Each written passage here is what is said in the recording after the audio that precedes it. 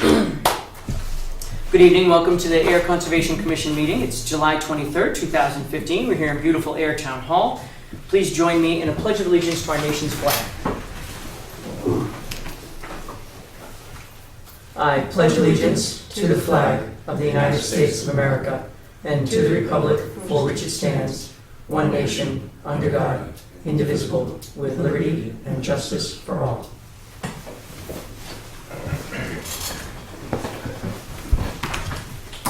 Thank you very much. Jess, do we have any changes to the agenda as printed? Not really. Maybe a little things afterwards. But... All right. George, anything for you? No. Copy. And I would accept a motion to approve the agenda as written. So, Second. All in favor, say aye. Aye. All right. We have a few minutes. Why don't we go through meeting minutes from our last? So,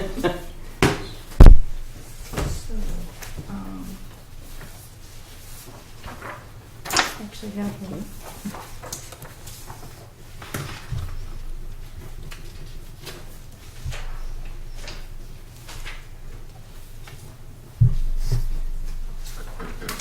Did we hear back at all from Mr. Ernst? No, not yet. Okay.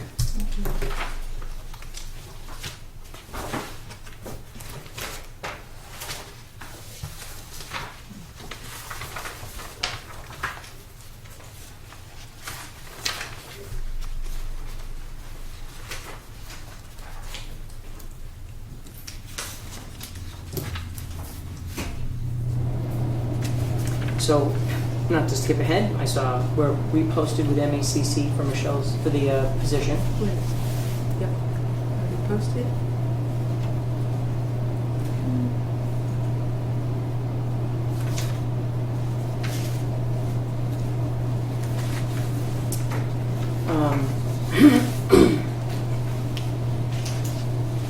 Just informationally, 98 Hickory Way. I went by, no issues.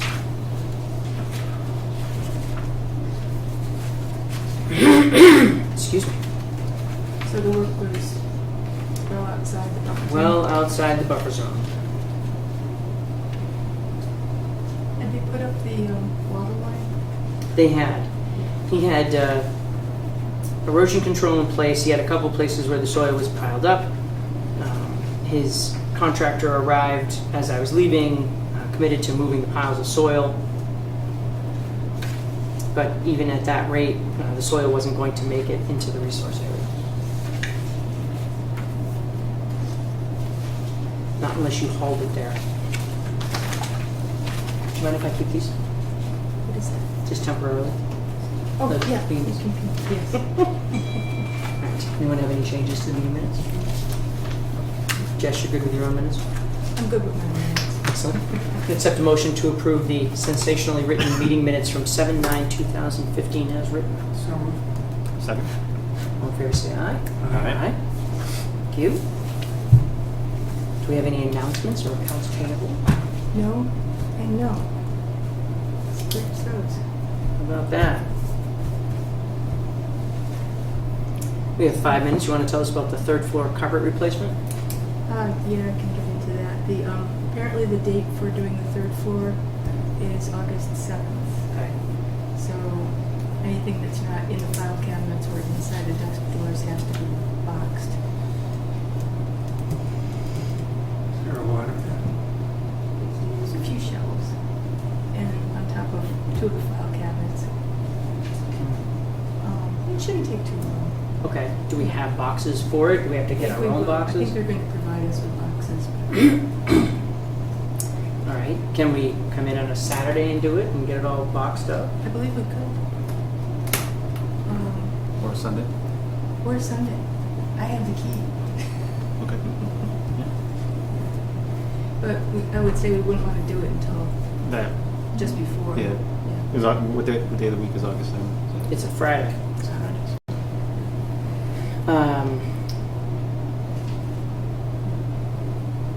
So that puts us like August 2nd? Does that work? If we don't program it now, it's gone. Yeah. I can't do it. Okay. should be able to. I actually think it would only take maybe an hour. It might be better to do in the evening, like later in the week, because I think they plan on putting everything out into the hallway. So evenings never work? Evenings never do.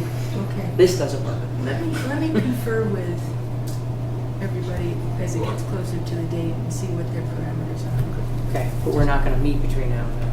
Right, so I'll contact you, but it's non-town business other than moving furniture, so I think we can deliberate on packing for the carpet. So I'm gonna put in here, Concom office packing. 10 o'clock on the 2nd. Actually, I'm gonna do it for 11 so I can go fishing. Oh, we can actually pack it. It doesn't, they're gonna move it. Never mind, so that we could do that. Yes, All right. got it. You go 10 with o'clock? fishing? I'm putting 11 in. 11. You wanna go fishing first? Sure. We have resource areas here. Mhm. Not a bad deal. I got my license. Did you really? Yeah, Oh, 2 good weeks for you. ago. Okay. So, we'll say 8-2 for the work. All right, we have 4 minutes. Conservation Administrator job vacancy has been posted. Posted, we did have one inquiry asking if there were retirement benefits. I said, no, there are no benefits. So, Kohler Place, actually, I was just gonna mention, I have heard, Mark, you're here, the new owners have taken possession. They're still, I think, haven't gotten their erosion controls in yet. Okay. But they told my neighbor, Chris Hill, who you know, Mm-hmm. that the town has budgeted, that the new owner's given the town an easement for, is that true, for Kohler Place? I requested an easement for utilities so that I can at some point extend the water main down to St. Paul.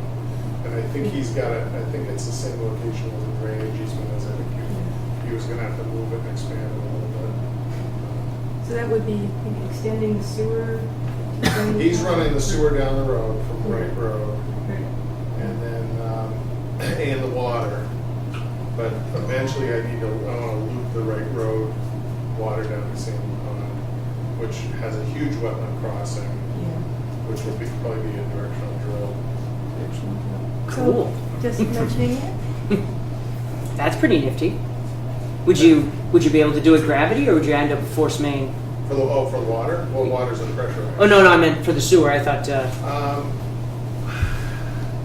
I think he's got E1 systems. I can't remember. Oh, so you're just gonna. You would only So the connect the sewer- water. You don't the need to connect the sewer. Well, he's gonna connect to the sewer up on Wright Road, and now that I do remember, he has 3 ejector grinder pump systems that will pump up a force main up to I just didn't know if that. you He were, has to extend it to a manhole. which would make sense, right? There's definitely no sewer off that end into that property for sure. Right. So he has to go, I think it's right at the end of the driveway. But you wouldn't be extending. What I was wondering was the sewer and the water main going to come out to Sandy Pond, or No, just water? Just water. Yeah, you know, Wright Road's a dead end, so we get a lot of dirty water complaints out there. Sure, sure. And it also has marginal fire flows. Mm. So it would be just the water that would go underneath the Right. inlet stream over Yeah, to? yeah, and so, you know, so if it was sewer, then we'd have to have a certain pitch. Right, right. But with water, we just kind of snake it where we can. Pretty nifty. And I did get an email from him, I'm just trying to see if he said when he was, I thought he had something in it about the kind of putting down the erosion control. Well, he sent. I think he had been in touch with Jess about what a rush he was in to do the erosion controls, but that was like a month ago. Yeah. But he did ask, he asked last week about tucking silt fence underneath the hay bales, and both of you said no, and I communicated that to him. He had also asked about if it was okay to take down a couple of the trees at the end of Wright Road to get equipment in to do this work. And I I said, yeah, because that area's not jurisdictional. You said yeah. I did. Oh. I took. So, So this email that I got on, this was Sunday, it says erosion control is going in this week and will call in an inspection with conservation shortly after. I would like to review the project one more time with you guys to make sure we capture everything the town has requested. So he had sent me his construction cost breakdown from setting up the bond. So that sounds like he's making progress then. Okay. Well, I certainly like the idea of the water main connectivity. That's always a good thing, right? Loop, loop, loop. and if you want one other quickie, there was a phone message when I stopped in today at 4 from Monday, which I haven't been able to be in, from Judy Schmitz, wanting to... Oh, Schmitz. Schmitz, Yeah. the circuit rider, wanting Right. to touch base about the wastewater leak at Kane's last week. Did you hear anything about that? So we haven't heard anything about that. No, And I haven't. tried to call Judy, and she's out till Monday, so... what happened? I got a call, actually I got an email because he had my cell phone number, early Saturday morning from Rich Guerrero at Kane's, and he said they had a slight overflow of the wastewater tank. I think it was raining here Saturday morning. He said it had rained, and so I couldn't really tell. It rained a little bit. Couldn't tell. He said stuff was wet. He couldn't tell if it was wastewater or. And you know, when I say their wastewater, it's not domestic wastewater; it's processed wastewater. Mhm. So it has a different. You know, it's not pathogenic. It has different types of solids in it. And so he was calling the cleanup company, who was then going to notify DEP. So and I know that DEP did get notified. Sounds like it. And They did come there too. When I came past, the DEP truck was pulling out. okay, and the Emergency response team. the fire chief was notified and responded, and one of my wastewater guys went out, but I didn't get a detail on if they figured out how much it was and how the actual cleanup was, but it sounded like it was a fairly minor spill, but there was a release. Gotcha. Well, it sounds like all the appropriate people were there to make sure that it didn't get worse. Yeah, I did give Chief Pedrazi Jess's phone number. I don't know if he tried to get you or No, I not. didn't get any calls, so... Okay. Well, it didn't wreck your Saturday afternoon then, huh? Right.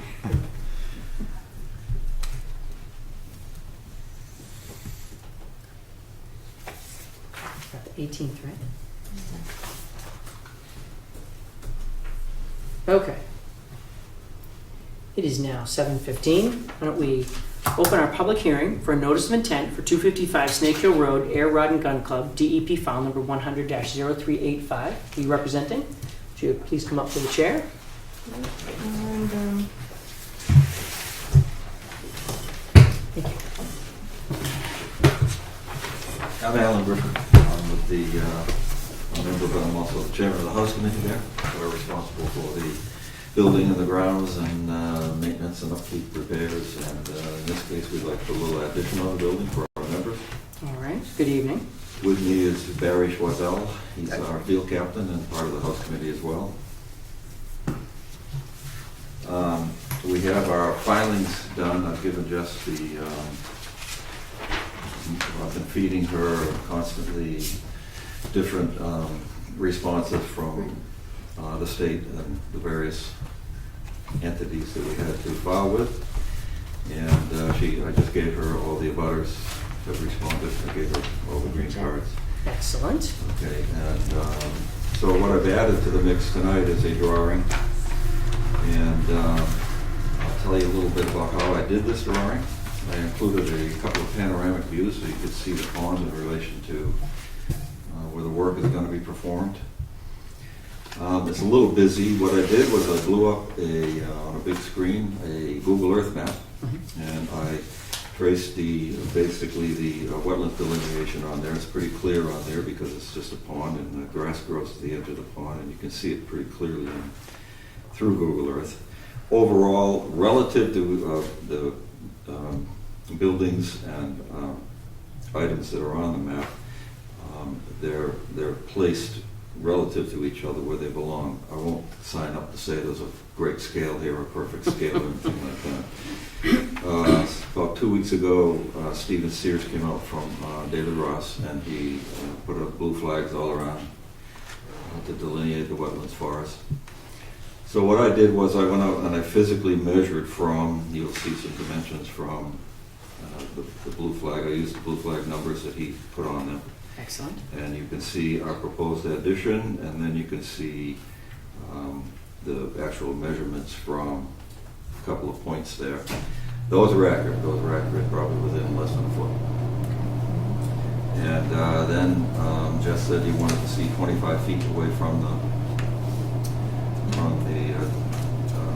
delineated wetlands, so I added that to the map. Actually, I don't think that was me, but good detail. Okay. I thought I saw that in the checklist or something somewhere. Oh, probably in the checklist. Probably in the checklist, Yeah, right. Okay. And then, so the project, we're going to excavate 3 sides to 4 feet and put in a knee wall to support the building, and then it will be wood frame construction. From there, in the notice of intent, there is a design from a Gitano design in Groton, which shows elevation and plan views of the proposed building. We're going to move that deck down. In the picture, you can see the existing deck that sits on the corner of the house. Essentially, the addition covers the footprint of that deck, and then we want to move the deck down to attach to the addition so we don't lose the deck.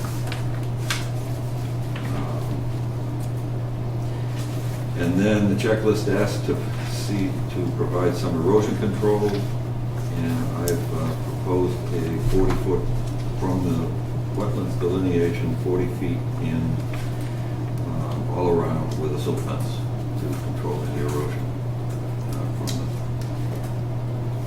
the excavation. And I think that's about it. I'll answer any questions. Well, so first off, thank you very much. I know that Jess had passed on to you, so having Steve go out and flag it is a big help for us. Okay. Because if he had had any questions about anything else, it's crucial to have a wetland scientist go out and do that. I know your application is probably simpler than most in that you didn't have wetlands to flag so much as it was the edge of the pond. Right. But it's best if a wetland scientist goes out and does it, makes the application complete. Yeah. So far as everything else, you've done a fantastic job putting together the drawing. I can tell you that during a site visit, we would probably allow you to shorten up the hay bales and turn them back to the building, so you wouldn't have to extend them so far, Okay. unless that was to your benefit. Then you can certainly leave them, but if you wanted to, we can help you cut some No, costs there. I'll rely on your judgment for that. That would work out. So we understand what you're attempting to do. We know what the resource is in this case. We also understand what the footprint is. So what we would look to do at this stage, if anyone has any questions, we'll go through those. But what we would look for is for us to be able to outline where the deck was going to be. And it looks like that won't be too hard out on the site, even if you just paint the grass. I'm assuming it's right about where the deck is now. Yeah, I went through and I painted orange for the 25 foot, and then I went through and I staked the corners Perfect. for you, so you'll be able to see it very clearly. So the idea would be that we would schedule a site visit. Yep. We come take a look. One of the reasons we do that is we'll walk around and we'll look for other factors. Sometimes it's not always quite so easy to tell. I know that the land drops off a little bit more to the side than it does on the front, so directly off the back anyway. So that would be one of the things that we would look at, and then after that happened, if we had any questions, we'd let you know what we were looking for our next meeting, and then we would be able to come in and go through finalize the application. Okay, great. I don't anticipate too many issues. Jess, do you have any questions? No, I mean, I'm assuming this would probably just be our boilerplate. I think it would be. In fact, I think really the biggest questions that I probably have, Alan, are as you're doing the excavation, where you're going to store the soil. That's one of our biggest questions, so that we know that it doesn't end up in the pond. It's one of the biggest places we would start. And then other than that, we would also be talking about what you were going to have for travel path, for equipment, etc. All the kind of things we can talk about when we're on site. And then we can mark the drawing to show what we've agreed upon. And then we would put it in our order of conditions to say, like we spoke about, soil pile will be to the northeast of the deck, etc. That kind of thing. Do you have any questions, sir? Takashi? No, I like the plan, thanks for that. Did they have to file with Natural Heritage or any other? I thought they, With who?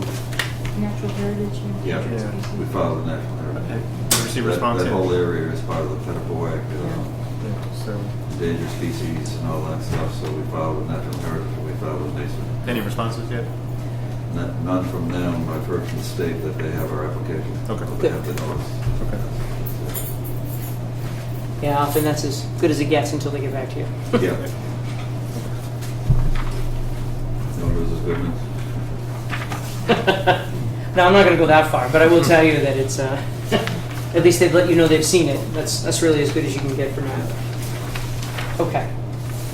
I don't have any questions. Are there any folks in the audience who are butters who have questions? Yes, sir? John Cadigan on a Rich Farm. Two questions basically. For this hearing, was there a requirement to notify the abutters? There's always a requirement to notify the abutters in a notice of intent. Okay, we did not, to the best of my knowledge, receive notification at our Rich Farm. Okay. So I'd like to kind of Can you know pass me what the the green one? process was. Pass your what? Pass me the green cards. Unless I have them in here. Very back. Actually, in my document.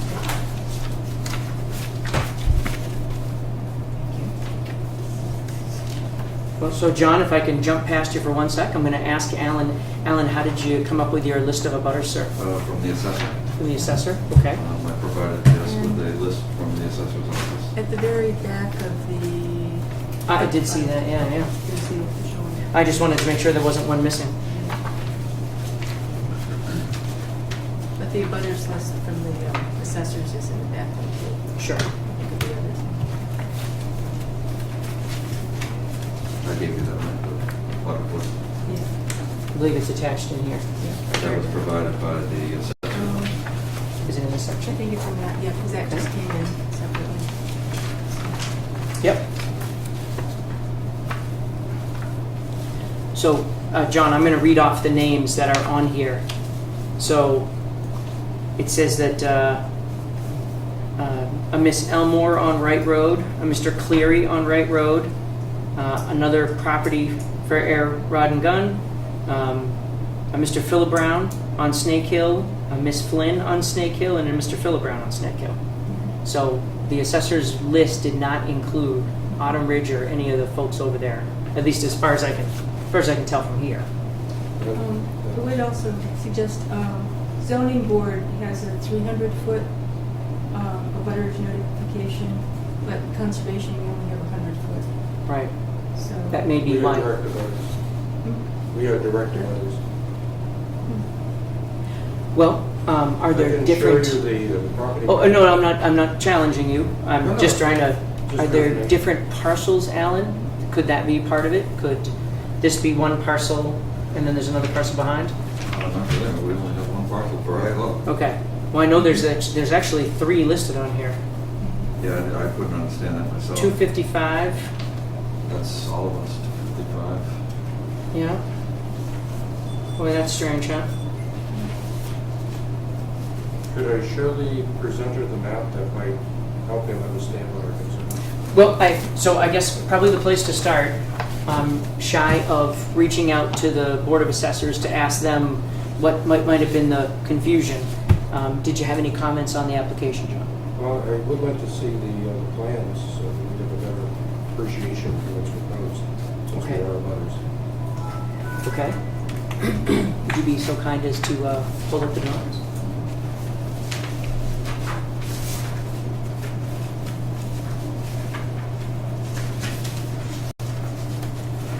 Well, I tell you what, I can, actually, John, if you want to come up, you can see the plans that are here. They're just not mounted as you're probably accustomed. So, What I'd like to see is the plot plan and where the building is situated with respect to our property. This area here is on Ridge Farm. dwellings are contained in this area, but this entire area is affected, the bulk of which requires a conservation easement. Your property is this one that counts.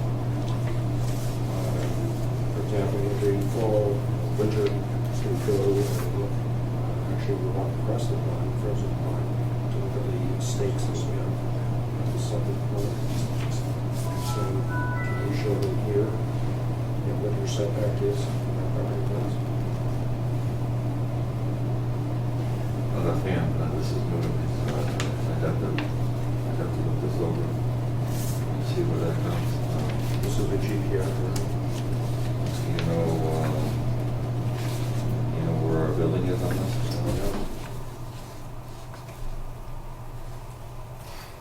That's what I was asking you, basically. Do you have a site map that shows his boundaries and where he is on his property? This looks like where we're supposed to be. That's the building, but, No idea, I'd have to do some research and figure that out. We're showing in our map that this part here is the structure. I don't think we're on here. I think Perfect. we're- this is where they're, Okay, building it. they're well isolated from us. Totally. Yeah. Yeah, we're way, Yeah, we're way to down, get- we're way down To here. get up here, that's why I don't even know if you're in the butters. Yeah. I think Moore, yeah, but I Yeah, don't but that's know. not, I think Calvin Moore owns. You guys are property, there. and I This don't know. green area is And us. I know the power lines run through here. I mean, to get to this point, you drive out under the power line, so you go So- past the. This plan might be the one we really That's- wanted to look at. So on this drawing, you see the gun club, and then this parcel here, I can't identify from here, however, I can tell you that if the assessor indicated that there was a separation between the two parcels and it extended for greater than 100 feet, that may be the reason you weren't notified as an abutter, because in this particular case, whoever owns this parcel would be between you. Can you help me out here? And this, we understand, is at this point here. We are all this area here. Not sure about that. And if you look at the Steve Smith land steward plan, Mm-hmm. we, every winter, cross the lake here and look at the surveyor's marks along here, to take So- photographs. So I think this is a totally different parcel than the parcel we're talking about. So if this is the parcel, so if this is the beaver dam, Yep. right, and this is where the heron rookery has been, right? Yep. So the power lines come through here, Right. okay? So this actually says that this parcel is owned by the town of Ayer. That's correct. And I think what you're seeing is, this is where the power lines are, Yep. that's town of Ayer, and that's the gun club, and then this other piece is potentially a separate gun club property, but it does not appear to be contiguous to this parcel, Okay. which may explain why, when you did your filing, she listed That multiple may be why we have addresses. multiple there, because I wasn't aware of we that. have, So this parcel is yours, That's correct, this would be the gun club That's parcel. correct. and you have a satellite property over here? It would be abutting to us because I know when you walk there's a dirt road goes up there, the Boy Scouts camp up there. Right. Right, And I noticed we let the national wildlife people come up and monitor the dam across our property on Snake Hill Road to get up there. And I noticed a bunch of power lines up there. it is interesting that you have 1, 2, 3, 4. There's an awful lot of parcels as marked on the plan here that are separate, as opposed to being one large contiguous parcel, which might explain why Yeah. you are an abutter to this parcel, but not an abutter to the parcel that has the work being performed on it. Tell me this much, But it's all under common ownership. it doesn't matter. ZBA would worry about that. ZBA would. Yeah. In this particular case, if this parcel is separate from that parcel from this parcel, then the 100-foot wouldn't Sure. affect you. Do you feel comfortable, Oh, based quite. on this plan, that the potential, that the proposal that's before us is widely separated from the I end of that have no property? problem with that. Okay. My problem was with the potential person's tunnel. No, and that's fine, and in fact, it's pretty clear that based on where this is, Yep. and boy, it's a strange shape, so it's easy to make out, that where that is, it's easy to see why you would be wondering why if the town of Ayer Rod and Gun Club was there, Sportsman Club was here, that would be really close to your property, but it's obvious they're two separate pieces, so. I'm fine. Good. No, I just wanted to make sure that we're all on the same page, because it looks like we're all learning stuff tonight about the Yeah, that's parcels. what I mean. That explains why the assessor came up with so many. Right, I said, why would I notify myself? twice. No, we're happy and we wish him good luck.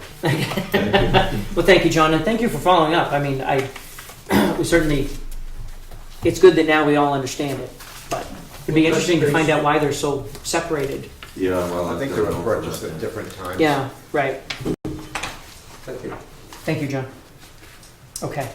Any other folks have any questions? Okay. So, when we last met, we talked about available times to come by and do a site walk. Mhm. So I guess there are a couple different thoughts here, and not the least of which is that this Saturday, I personally can't go early in the morning. I don't know if folks are around later in the day. Do you have site walks this Saturday? In the morning, yes. In the morning? Would you be available in the afternoon? Possibly, yeah. Okay. Would you? Yes. Okay. What about you, Jess? Possibly. Okay. So, to be honest, it is my soon-to-be 14-year-old boy's birthday on Saturday. And I've already been told that we're going fishing early, which is why I figured I wouldn't be able to make a morning visit. Yep. But we could probably do something like 1 o'clock in the afternoon. Is that too inconvenient? Excellent. Okay. And I know, based on this, we've had some site walks where we apportioned 4 hours and needed 10, but I don't think that'll be that kind of case. I think we're Oh. talking about a half an hour. Okay, so I'm going to put down in my calendar that on Saturday, the 25th, at 1 o'clock, we'll come catch you in front of the building in the parking area. You can walk us around back. I'll be there. Great. You have any problem if I have a 14-year-old boy with me? Not at all. Excellent. He's been there several times for the fishing in the pond, so Oh, the fishing derby, okay. he knows where you are. Yeah, we just got rained out on our fishing derby this year. Oh no! What do we have, one more coming up? I think that's it. Yeah, wasn't I think we were away when you had it. Wasn't the 18th? Was it? No. Yeah, it was. Yeah, it was. It rained horribly, and then we postponed it to the next week, which was Father's Day, and that rained out. we had just stocked 1,500 trout in there. Really? Yeah. Boy, they gotta be So- hungry, right? Bring your son out with a rod. Oh, don't. Okay. Unless anyone has any other questions. Okay. So what I'd like to do is I'd accept a motion to continue this public hearing to our next hearing, which is on August 13th, and we will meet with these gentlemen on Saturday, the 25th at 1 p.m. Second? All in favor, say aye. Aye. Thank you very much. We'll catch you on Thank you for your Saturday. time. Thanks for your time. Thank you. You?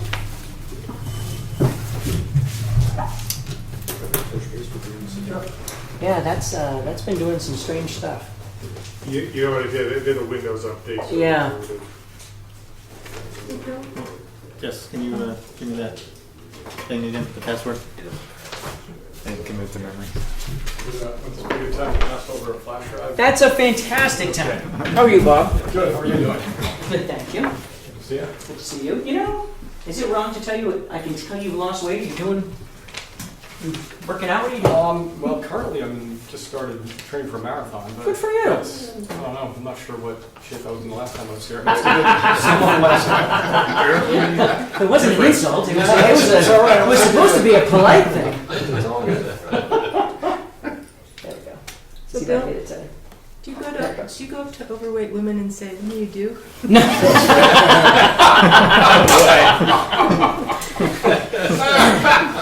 Those are wildly different statements. That's like I got asked in the office, I walked in and this lady says, how old do you think I am? I said, oh, buddy. She just asked me to Guess your weight and slap my other chick. 18.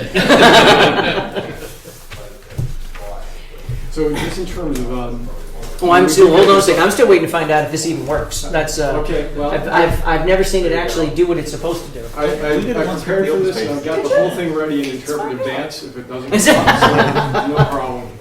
All right. Well, let's see how it works. So, it's not set up in a way that I was expecting. Do I have to open the browser to get to it? Where's the control panel? Thank you. Think so? Let's try that. And then you need to pick, Oh, here we go. yeah, you need to pick the USB drive. Yeah, so I was trying to figure out where one might be. How do I choose?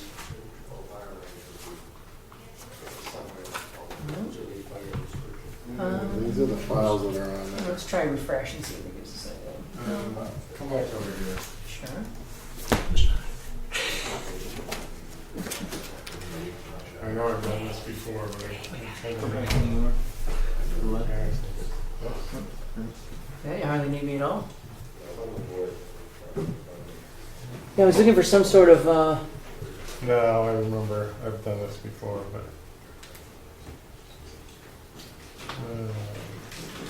Oh, maybe that one. There we go. All right, let's try folders. Or in folders.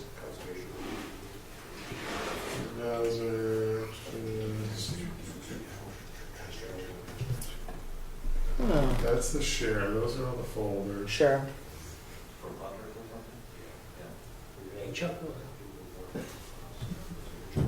Hmm?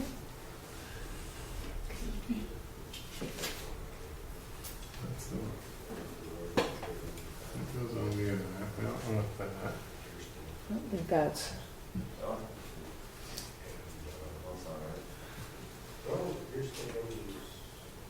Maybe onto something searching for more options. Does it give you any? No, I remember it was really simple. Mouse is here, but I. No, I didn't know if there was some keyboard command. Sure, sure. Well,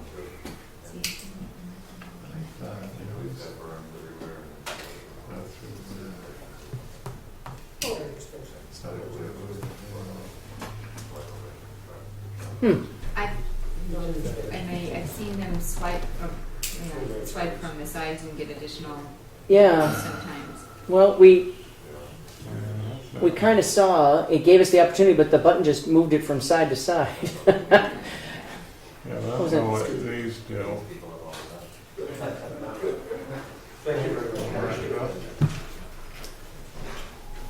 Not doing nothing for us.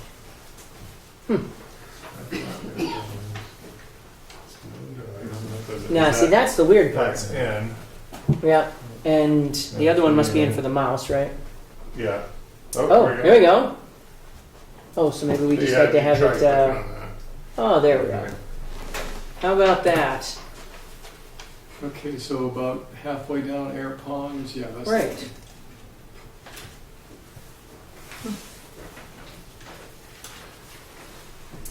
You can immediately see I was not the person to ask. I know. Hey, we got there.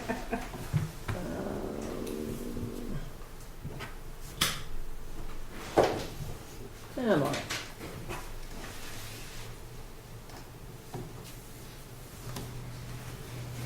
All right, because I believe you're going to have enough. I believe it'll work from there. Let's find out.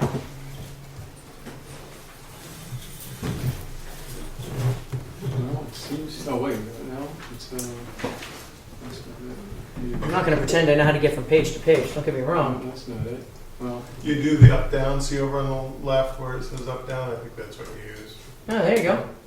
Wait, there it is. It's the other device. there we go. Okay. Cooking with gas now.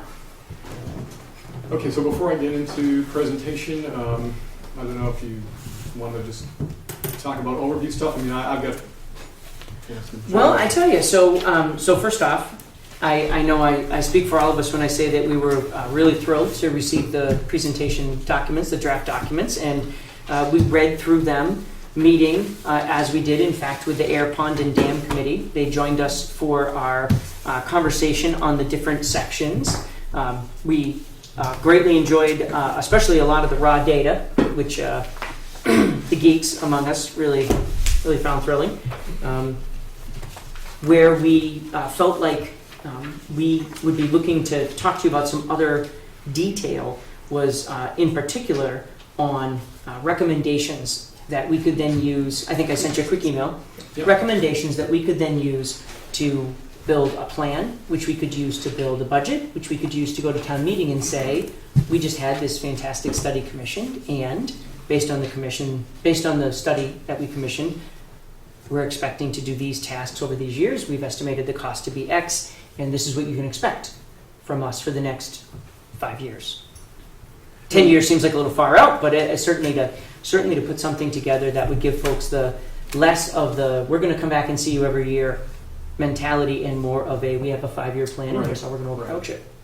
Okay, so and understand, having already received the email and understanding the context, that to me makes perfect sense in terms of where we are in the process. Great. And the way I look at this is it really is a process, and this project is a little unusual in that we've got 6 ponds here. Each it's kind of like the way I was talking about it with my wife the other day. It's kind of like you go to the doctor for a checkup and you get sort of an individual breakdown, but this is a case where the entire family's marching in. You're giving the doctor's giving in the same amount of time. Everyone from the grandchild on up. So they are very different animals, each one of these ponds. So even the process of crafting, like you're saying, something that you can march into the board of selectmen with. That's there's the science end of it. It's easy enough to collect data and report on data and put things in perspective that way. But where you go with it is a little more nuanced, because you've got like associations, and you've got town departments that may or may not want to do certain things regarding public recreation, and then there's the universe of options, but then you've got to kind of winnow it down to what's realistic within budgets. So I might want to buy a car, and I could tell you to go buy a Lexus, but you don't. You know what I'm saying? Everything has to be. So it's a discussion, and getting the feedback from you guys and from lake associations or others who use the ponds is an important part of me making sure I'm crafting things and hitting it at the right level. And so it's been a little bit of a unique process too, where I know you guys have obviously had some loss of staff. I mean, the last person I really had a discussion about this with was Becky. So it's been a little bit of a dialogue gap here. So it's going. I've been looking forward to being able to sit down and kind of go through all this and take feedback, and then go back to the shop, and eventually, I think we're pretty close to being able to give you a finished product. But Great. being able to talk about it is an important step. Fantastic. So it sounds like we're on the right path. So many of the people in the room have been with us on a literal page-by-page review, but others are new to it. And so we would be thrilled if you wanted to go through and discuss high points, low points, every point, whatever you would like to do as we go through. Well, the every point, I think I've got the every point in here. I kind of took the overkill approach. We got an hour on the agenda.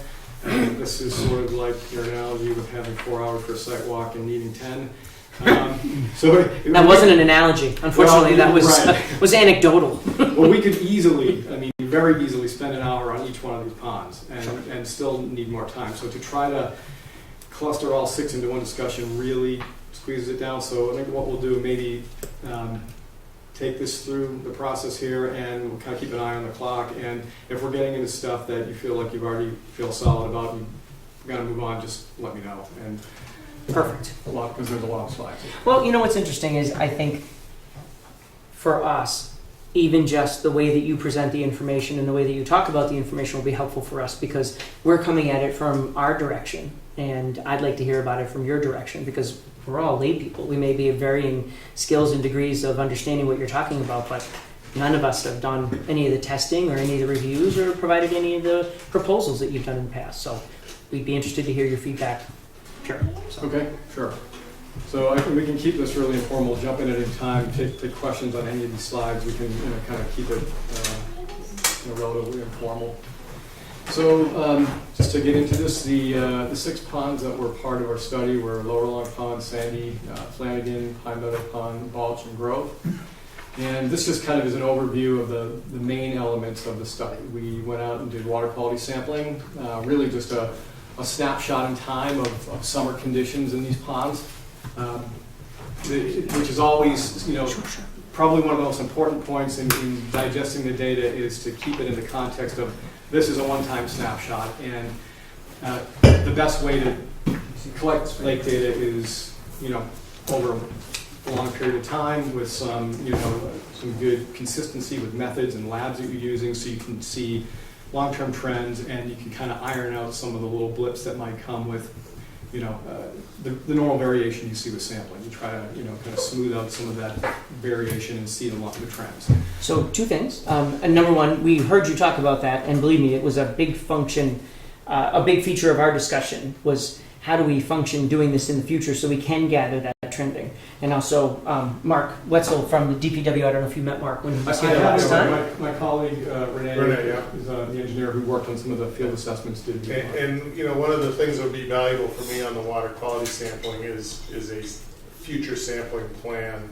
And it doesn't have to be detailed, but just, you should be collecting this data at these intervals so that we can start building a database. We have our 50 stormwater permit requirements coming up, and so we're going to start collecting data, and this is a good start on the baseline.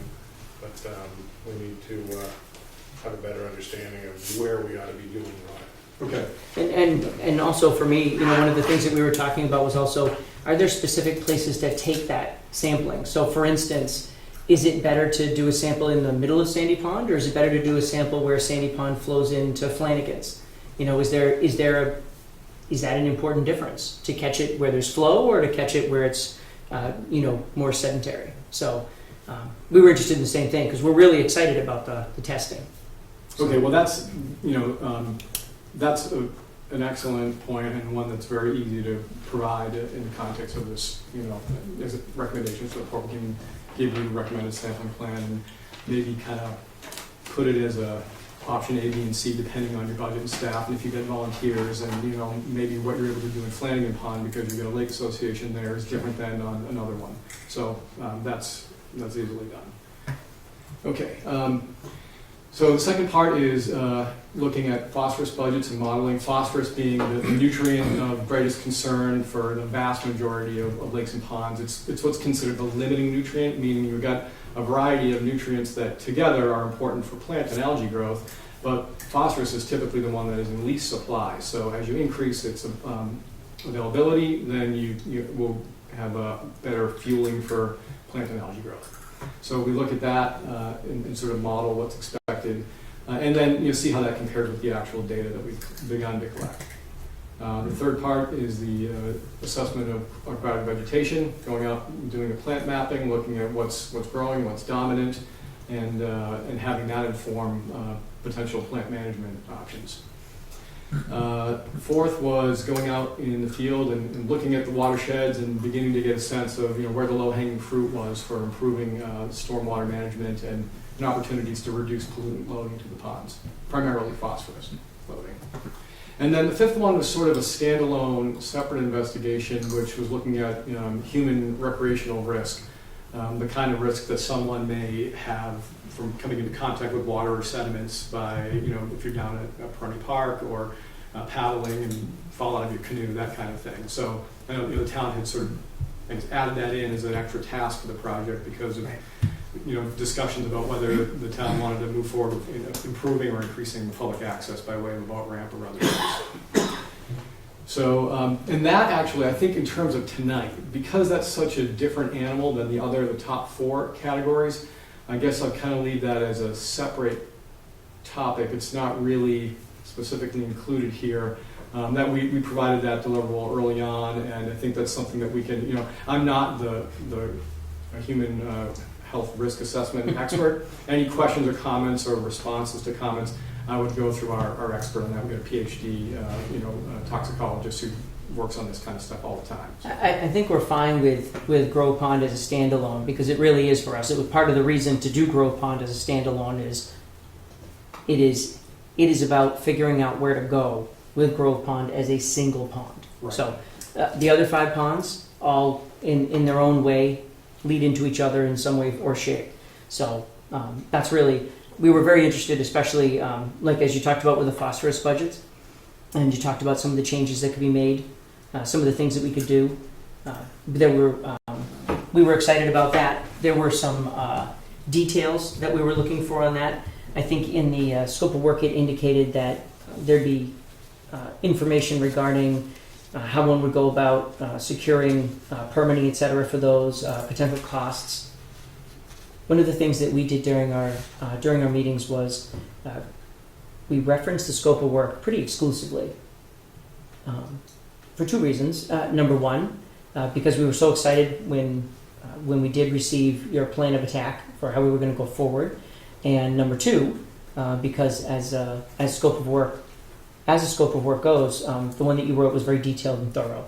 And so what we said was, well, this is exactly what we wanted at the time. And so we just went kind of point by point down through the SOW. And that was where we got to some of our questions about how to get more definition, particularly around the management, anything that we could do for management recommendations for the vegetation, et cetera. Which, of course, all those things lead back into how much, for what, and how do we explain it at a town meeting?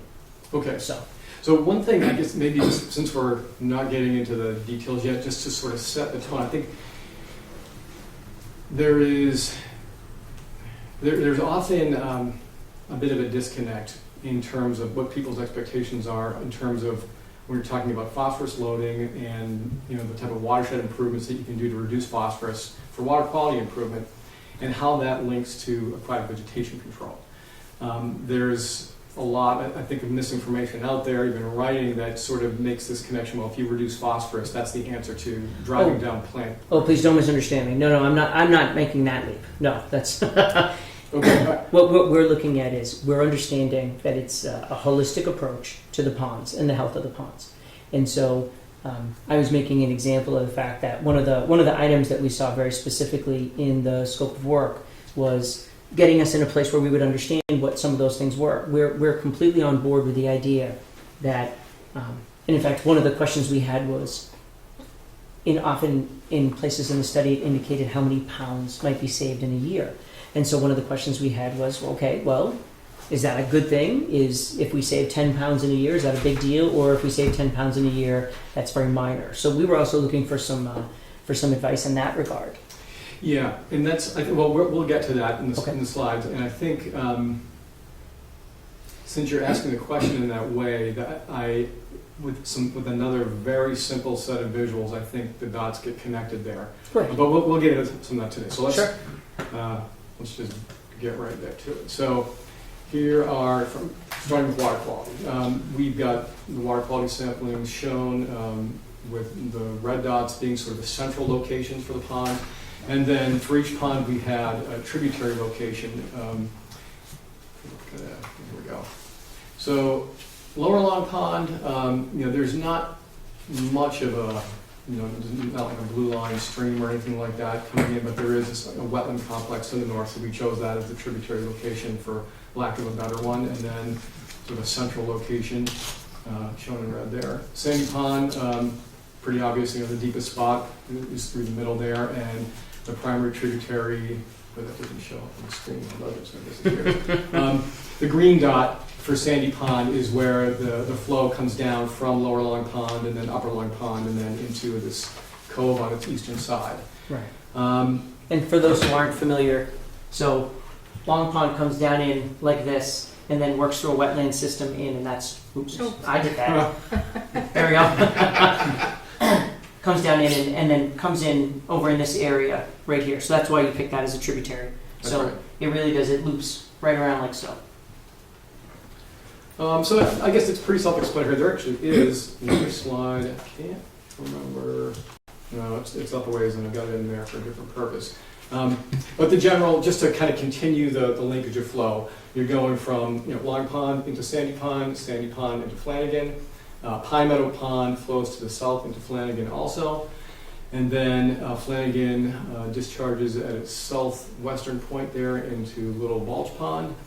Bulge Pond discharges to the south and eventually works its way around into Grove Pond, which gets the majority of its flow from the south, from Bowers Brook. Right. So that's the general direction of flow. And then Grove Pond discharges on its western end into Plowshot Pond. So those are our sampling locations. And in terms of moving forward, I would recommend keeping those locations as sampling points. There's a lot of flexibility in terms of sampling plans, which really come down to how much money and staff and time you have. If in a perfect world where you've got a lot of time and money, and this is all stuff we can write up, you can do both dry weather sampling, which would essentially mimic these locations, and then wet weather sampling, where you can actually pick up some intermittent channels and get a little more finesse on picking up hot spots that might be coming in from various little nooks and crannies in the watershed that we're not able to collect on a dry weather day. Certainly. One second, Mr. Caddy. Just one quick question. Rock Meadow field feeds into Pine Meadow. Correct. You get a monitoring point there. Is Rock Meadow a concern for? It's kind of temporary and artificial because it's created by beavers. So that's outside your purview and study? It was originally one of, I think when the request for proposals came out, Yeah. it was one that was on the list, and then it was later eliminated.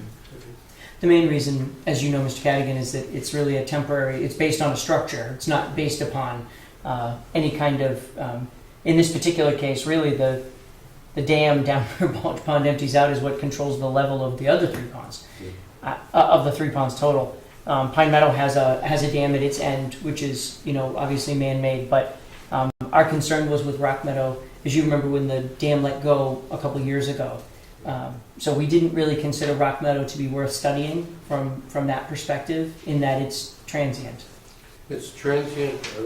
I don't know if you had a concern about future dam failures, since it's animal created, if you will. Well, we do, and in fact, there's a beaver deceiver that was put in there. But we can get to that at some other time. I don't want to tie this up. Okay, so the water quality sampling plan included the parameters listed here: total phosphorus, which we talked about; chlorophyll A, which is that's a indirect indicator of algal biomass. It's part of the process that the plant uses for creating its food. Secchi disc, which is a measure of water clarity. You put a black and white disc into the water so you can't see it anymore. Temperature and dissolved oxygen, specific conductance, which is a measure of ions in the water. It tends to be a good indicator of things like impact from road salting or wastewater impacts in a water body. pH, which measures the acidity of the water, and then ammonia nitrogen, which is typically the second most important plant growth nutrient, and not often the driver, but in rare cases it can become the driver for algae growth. So those top three that are colored in orange there, those are probably, for our discussion today, the most important ones that we look at, because together they collectively give us what's called the trophic index of a lake. It gives us it's the way of sort of pegging the lake in terms of its biological productivity, where it is in its aging process, more or less. And we'll talk more about that. Can you tell us, just to go back for half a second? So possibly our misunderstanding was that water samples would be sent out to a lab to gather this kind of information. Is it possible for us to conduct our own testing using a tool like whatever that interesting thing is shown? It's the answer is not really. I think because you can get multi-probe. That's a picture of a multi-probe that's used for collecting temperature and dissolved oxygen, conductance, pH, and that is it. Everything else except for Secchi disc, which you get in the field, the others you send to a lab. Okay. So there are probes that will do nutrients and other things as well. You can do quite a lot with a multi-parameter probe, but you're not going to get the detection limits you need for it to be worth it for lake work. Okay. And nutrients are relatively cheap. What I would suggest, honestly, I live on a lake too. We have a sampling program that we do volunteer money and a little bit of town money. We've got it more or less drilled down to really just looking at phosphorus. Once you've sort of established a baseline for some of these things, especially phosphorus and chlorophyll A. Chlorophyll A is really expensive. You're talking about $75 a whack. For total phosphorus, though, you're looking closer to $20, $25 per sample. So if you have a well-targeted sampling plan and you're doing it, at reasonable frequency, it's not going to kill you in terms of budget. But that's part of what we can flesh out when we give you a recommendation. Sure. What to So- sample and, really depends on how much money you have. So for instance, 5 ponds, 2 samples a pond, $250 a sample try. So if you were once a week even, which of course, do you guys drill to do it in the hard water season? I would not recommend it. I mean, you can, in a perfect world, you could, the perfect scenario is to do it once a month for an entire year. So you get the full cycle that includes, when water's under ice. Nobody really does that all that often. The next best, which is still excellent, would be as soon as the ice is off, you get the water in its fully mixed state. Sure. And then you continue to watch the progression, and especially for the deeper lakes that get thermally stratified, you get that progression through the early summer, and then you follow that right up until the lake gets uniformly mixed again around October, and then you can stop. So really, you're talking April through late October, and that ought to do it. And if you do that once a month, that's way ahead of the curve. So 6, $250, we're not even talking $2,000 a year. Yeah, that's about right. Okay. Although for the deeper lakes, you'd want to be taking those nutrient samples, surface, middle, bottom. You can get away with probably 2 samples for the shallower lakes. Gotcha. So, and this is exactly what we're talking about here. This part of what you're getting with temperature dissolved oxygen is you're picking up what happens more dramatically in deeper lakes and less so in the shallow lakes. Is this situation that you probably experienced if you've ever dived into the water and you realize all of a sudden you hit this cold zone. There are these layers that develop. The epilemion is the well-oxygenated warmer waters that get mixed by wind and wave action. The hypolimnion is down the bottom. That's where the colder, more dense waters sit. And then in the middle, there's the thermocline. And that's where there's a rapid drop in temperature and density, and it actually acts as a mixing barrier. So the warm waters on top don't mix with the cold waters on bottom. And that's important because, especially in the deeper lakes where you get these organic sediments sitting there in the bottom, the organics are still decomposing. And as they decompose, they're using up oxygen. So the oxygen gets lower and lower in that bottom layer of the pond, eventually to the point where fish can be stressed. And you're getting down, especially towards the bottom, close to 0 oxygen. So the fish will have to move up higher into the warmer water to get the oxygen they need. And then secondly, when you get to actually down very close to 0, there's a chain of chemical reactions which allow phosphorus that's bound in the sediments, and it's not available for algae growth and plant growth. It can be re-released in soluble form, and then especially in the late summer and early fall, when that thermocline starts to break down, all of a sudden you can see algae blooms, and you see the overall nutrient content in the lake spike. And that's what we call internal recycling, when the sediments actually, doesn't matter what's coming in from the watershed, or you can have a perfectly clean watershed, and those sediments will continue to be a source every year. Interesting. So, to very quickly go over this, the ponds on the top show those vertical lines. That's what you would expect to see in ponds as shallow as what you see there. Pine Meadow, Flanagan Balch. The dissolved oxygen is the blue line, the dashed gray line is temperature. So you're not seeing much variation from top to bottom. Now, Grove Pond, as shallow as it is a little bit of a different story. You see that temperature line is vertical, but as you go deeper down towards 5 feet, which is really not very deep at all, that oxygen level plummets. And that's just an indicator of the incredibly large biomass of plants that are in that pond, and all those organic sediments that are decomposing and doing their thing. So it's pretty rare to see oxygen levels near 0 at 5 feet of depth, but Grove Pond is a pretty extreme situation. Now, the classic breakdown for a deeper pond that we just talked about is, so to explain what's happening here, this is a classic curve that you see, whoops. Yeah, I did that. Okay, won't touch it this time. This is the classic curve you see in a deeper stratified lake, where this is the oxygenated water at the surface of the lake, And then this rapid drop, that's the thermocline. That's where you're rapidly hitting that zone where all of a sudden temperature, well, not so much temperature is starting to drop, but definitely oxygen has bottomed out. And you see that both in Lower Long Pond and in Sandy Pond. And in Sandy Pond, you see that's happening at between 10 and 15 feet of depth. And in Lower Long Pond, it's happening a little higher up in the water column, say between 6 and 11 feet of depth. But a pretty classic curve there for a deeper pond. So that would suggest that the oxygen down deep, which interestingly, so Sandy Pond is a stocked pond for trout. That would suggest that down where you would expect to find the trout, there's a minimum amount of oxygen down there.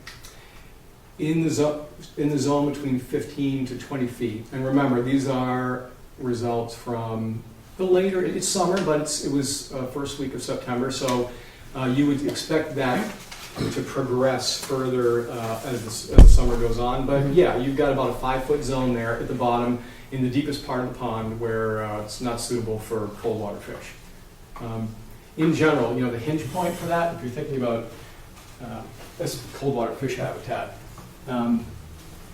it's right about here, 5 milligrams per liter. If you're consistently below that level, that's where the fish, they'll do okay up to that point, but below that, for long periods of time, the young of the year will suffer, their reproduction will suffer, and so on. But what's happening is you're still not very much above 15 meters. I mean, this is really rapidly dropping, not meters, feet rather. So you've got, still a good 2/3 of the pond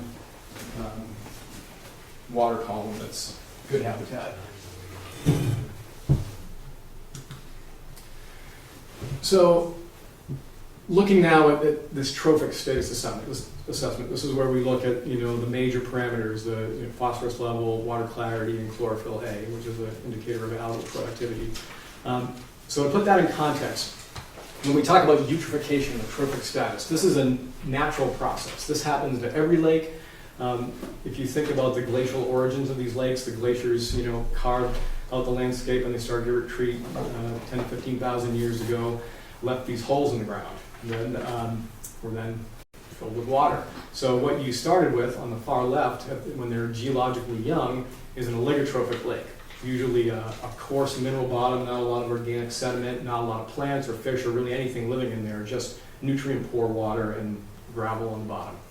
And then over time, as the watershed adds nutrients and sediments to the lake, plants start to grow, they start to have a little more organic substrate, and you have fish that can live and are more biologically productive. So the middle age category is mesotrophic. And then once a lake starts to have a very deep organic base, gets more shallow, gets to the point where maybe you begin to see algae blooms and really very dense plant growth, that's sort of the later stage of the life cycle, and that's known as eutrophic lake. So this is a normal process. It happens to every lake. It's not, when you have a eutrophic lake, that's not a bad lake. That's just a lake that is further along in its life cycle. What happens is, though, when we develop the landscape and we fertilize lawns and we have farm fields and we have phosphorus that drops out of the sky by way of precipitation, coming from other places, we can take what normally would take thousands or tens of thousands of years on that cycle, and then we can turn it into decades. So this is why you see lakes that have gone from being maybe a couple of camp cottages to being surrounded by year-round homes with septic systems. Now you've really accelerated that process. You've added a lot of nutrients to the system, and you can go from mesotrophic to eutrophic pretty quickly. So to start to put some numbers on this, to begin to measure these things, one of the most commonly used metrics is what's called the Carlson Trophic Status Index. It takes that scale and it puts numbers on it. So it's just a logarithmic equation. You can go out and you can sample for Secchi disc in meters. How deep can the disc go into the water until you can't see it, and that just puts it on a logarithmic scale. Chlorophyll A, same thing. So all these numbers that you collect in the field can then get put up into this scale, which goes really from 0 to 100, although we're showing 20 to 80 because there are no lakes around here that would be below 20. All the numbers that we get on the logarithmic scale would show up between 20 and 80. So what we've done is we've taken our 2014 sampling data and put the lakes into that context. So keep in mind, oligotrophic, you have to look at each one of these parameters separately. You don't take the average of the numbers. What you try to see is there a general agreement between the numbers, and do they fall generally into the same zone? So the caveat for all of this is most of these numbers are based on one data point, which is a really terrible way to do this. It's just a starting point. I think if you were to collect data for a couple of years, some of these things would drop down a bit. So, okay, just keep on. Yeah. Would you expect higher results in the fall than, say, in the early summer? Late summer, early fall is typically when nutrient levels are at their peak. So you would have, and as a result of that, because you tend to see more algae blooms then, more algal productivity with those higher levels, you would tend to see lower clarity. So in general, things would be pushed further on the scale. Sure. Getting these numbers, doing the sampling in the first week of September is actually a really good time to it's a good proxy for highest productivity. Gotcha. So for just kind of going down the board here, what we see where there's a not available for transparency, that meant that we had water, that we were able to see the bottom, we were able to see the disk all the way to the bottom. So in that case, you really can't get an accurate measure of clarity. You just basically have to punt on that one. So for Pine Meadow Pond, we've got a score of 46 and 37. So generally, that puts us in the mid-mesotrophic to the oligotrophic range, which is a little surprising until you really think about, when you look at all the plant growth that's in Pine Meadow Pond, that gives you one sort of indication. But when you look at, the small watershed, is almost entirely undeveloped for the most part, there's really no reason to think that you wouldn't have a good water chemistry, relatively low nutrient levels coming in. So this one, to me, we'll call it, low mesotrophic and kind of see what future data brings, but that's where it's at right now. Flanagan Pond came out with the highest numbers. We're here in the mid 60s, so that would put you, clearly, mid to upper eutrophic status for Flanagan Pond. Lower Lawn Pond, similar-ish results. One thing I want to point out here, you might notice that these numbers, 37.4, 37.4, 37.4, it's like, that's not just a freak coincidence. There's an actual explanation for that. The lab detection limit for phosphorus, and we use an excellent lab, Alpha Analytical in Westboro. They're really the best around regionally. The detection limit is 10 parts per billion. I believe, it was Pine Meadow Pond that came up with 10. The other two were actually probably just below the detection limit, but it came up as below. So in that case, what we do is we conservatively assume that the actual result is at the detection limit. So we would assume 10 for our purposes now. For sure, though, this is the kind of thing that over time you'll have better, more fleshed out data to base that on. So Lower Lawn Pond looking pretty good. Sandy Pond also, you're kind of in that 40-ish range, lower end of mesotrophic. Balch Pond higher, you've got some consistency here. Now this is kind of nice when you see these all in a tight zone, low 50s, almost 50. So you're kind of hovering around that zone between mesotrophic and eutrophic. Don't necessarily. That's a surprise to me, given that almost all the water that comes in to Balch Pond is fed by Flanagan. You get very little coming from elsewhere. So this is where, again, one sampling date, just take it with a giant grain of salt. And then Grove Pond, you're looking at the average here, sort of in the mid-40s. So this one, I don't trust one bit. Knowing what we know about Grove Pond, now the Carlson Index is one of the most common ways of doing this. There are other ways. State of New Hampshire, for example, has their own trophic index, which includes a special category for plant abundance, which I like a lot. If this was New Hampshire, we would be talking about it in the context of the New Hampshire standards. What can happen, especially when you're there at the right time, when you've got everything cranking for plant productivity, like it was, during the period when we were out there, a lot of the available nutrients can be held in essentially in structured form in the plants. The water was very clear at Grove Pond, despite all the plants that were growing in it. And I think that can lead you, and this is one of the benefits of being out there for the whole cycle. What you want to get, what you really should be using for these numbers, ideally, is averages during the entire summer, and you want to sort of see things, before all the plants are grabbing the nutrients in structured form. So this would be an interesting one to compare 5 years from now. You get, this is sort of the starting point where we can all laugh about it and say, wow, it's showing us Squirrel Pond as eutrophic when we know it's not. So for phosphorus budgets and modeling, this is where we can kind of get away from relying on just our one data point, and we can look at other modeling approaches that are based on empirical data from many, many lakes in the region that we can count on. So we're looking at all sorts of things that feed into the lake. We're looking at aerial deposition, stuff that falls out of the sky and lands into the lake. We're looking at the watershed, sources from land uses, from residential properties, from forests. We're looking at groundwater inputs and all the things that make up the hydrologic budget. Streams that flow in, groundwater that flows out, and so on. So factoring into this, when we consider the nutrient budget for a lake, we're not just looking at, at what's happening in the area immediately around the lake. We're actually, in this case, we've got a network of ponds here.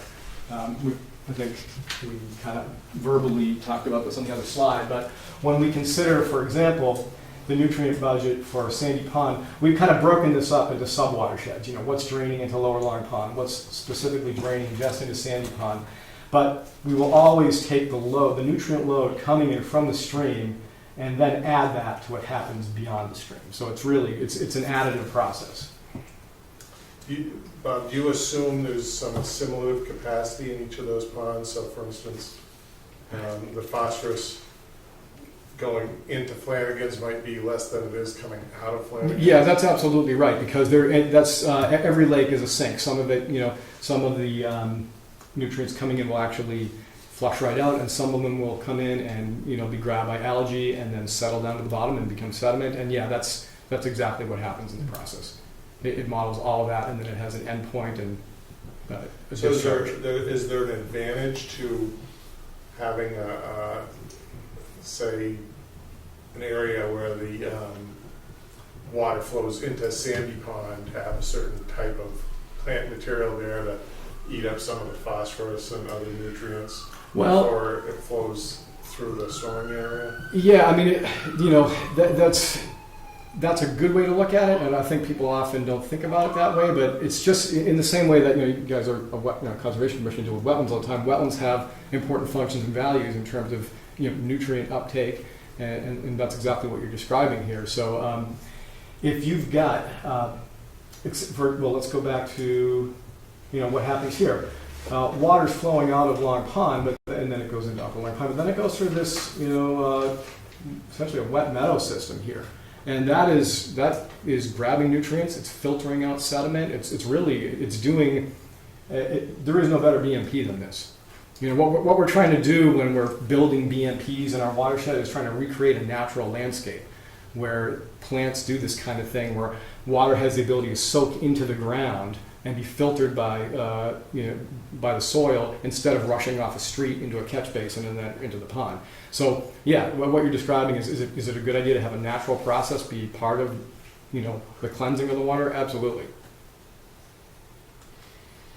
So this is just a quick blitzkrieg of land use maps that show us, it kind of gives you a quick visual picture of the types of things that influence water quality. So here we've got the state's GIS system has 35 different land use categories, which then we've kind of smoothed out into what you see here, really just like we've got 10 or a dozen or so, which are closely aligned with water quality statistics from the stormwater runoff. So in simplest terms, the stuff you're going to see the most in these pictures, the dark green is forest, the pink is residential land use, yellow is recreation land. That's kind of a broad category. This dappled area is wetlands, so you'll see a lot of that stuff. So this is Lower Long Pond. And here we've got sandy pond. So again, still a decent amount of forest, but you'll see, the classic, lakeshore development pattern where you've got residential use ringing the lake, and that has, that the closer a given land use is to a water body, the more influence it has on water quality. But here you see that wetland system feeding into the lake here, and red is commercial. I'm forgetting what that property is. Yeah, we were trying to figure That's that the out auto too. facility, I believe, where they have offload for the trains. It's all Okay. paved. Right. So it's not far down. I was gonna say it's a Baptist church. It was farther. We were thinking about that, but we were also thinking that, luckily there's no one using that facility now, but it is still one big paved parking area. So Pine Meadow Pond, obviously a good abundance of forest all around it, and this yellowy orangey area is agriculture. And Flanagan Pond, you can see, now the preponderance of forest is a little different. You have much more residential land use, and that is all, largely ringing the lake. And even more so for Balch, a lot of residential and even some industrial in purple and commercial land use in red, much less forest, but also very, very small land area. These are not all at the same scale. These are just sort of fit to the page sort of thing. So this is really, this is only about a 5-acre pond. Is Schoolhouse Pond, which is the pond to the left of Balch, is that hydraulically connected at all? Yeah, it is. It's a little quirky to me, though. That's something we looked into early on, and that's actually something we might need to discuss. It was a little unclear because there is a culvert that comes in over here, and I looked at aerial photography to kind of make the connection, and I thought I had the smoking gun on being able to see exactly, but there's like one spot where it appears to go underground and then come back out again. So, based on, it seemed like it was an obvious linear path from point A to the discharge point over here in the corner, but you may know better about where it goes underground. No? Well, is that That pond there, yeah. It would Years have to in- go like Rotten Harvard Road to connect. right? Years and years ago, the railroad came through and they improved the swale, and during part of that time, there was some work done right under where the bridge crosses the train track, where the train tracks go under the bridge. Then you have the library, and then you have Schoolhouse Pond. Right through that area, they were doing some work because they've been getting some ponding, and so they put a culvert in. And at one point, when they came back to us about some other things, we said, "Can you tell us where that culvert pipe goes?" And they looked shifty and could not tell us where the culvert went, where it started. They couldn't tell us any of it. Not making that up. They literally could not give us an indication of where it came from or where it went to. I would not be surprised if during that process, in order to improve flow so it didn't flood their own tracks, that they did some of the work that we're talking about here. Right. That makes sense. So, and then here you can see the much bigger watershed for Grove Pond, which includes Bearville Pond in Harvard, and then eventually discharges through Bowers Brook, which winds its way up and eventually comes into Grove Pond.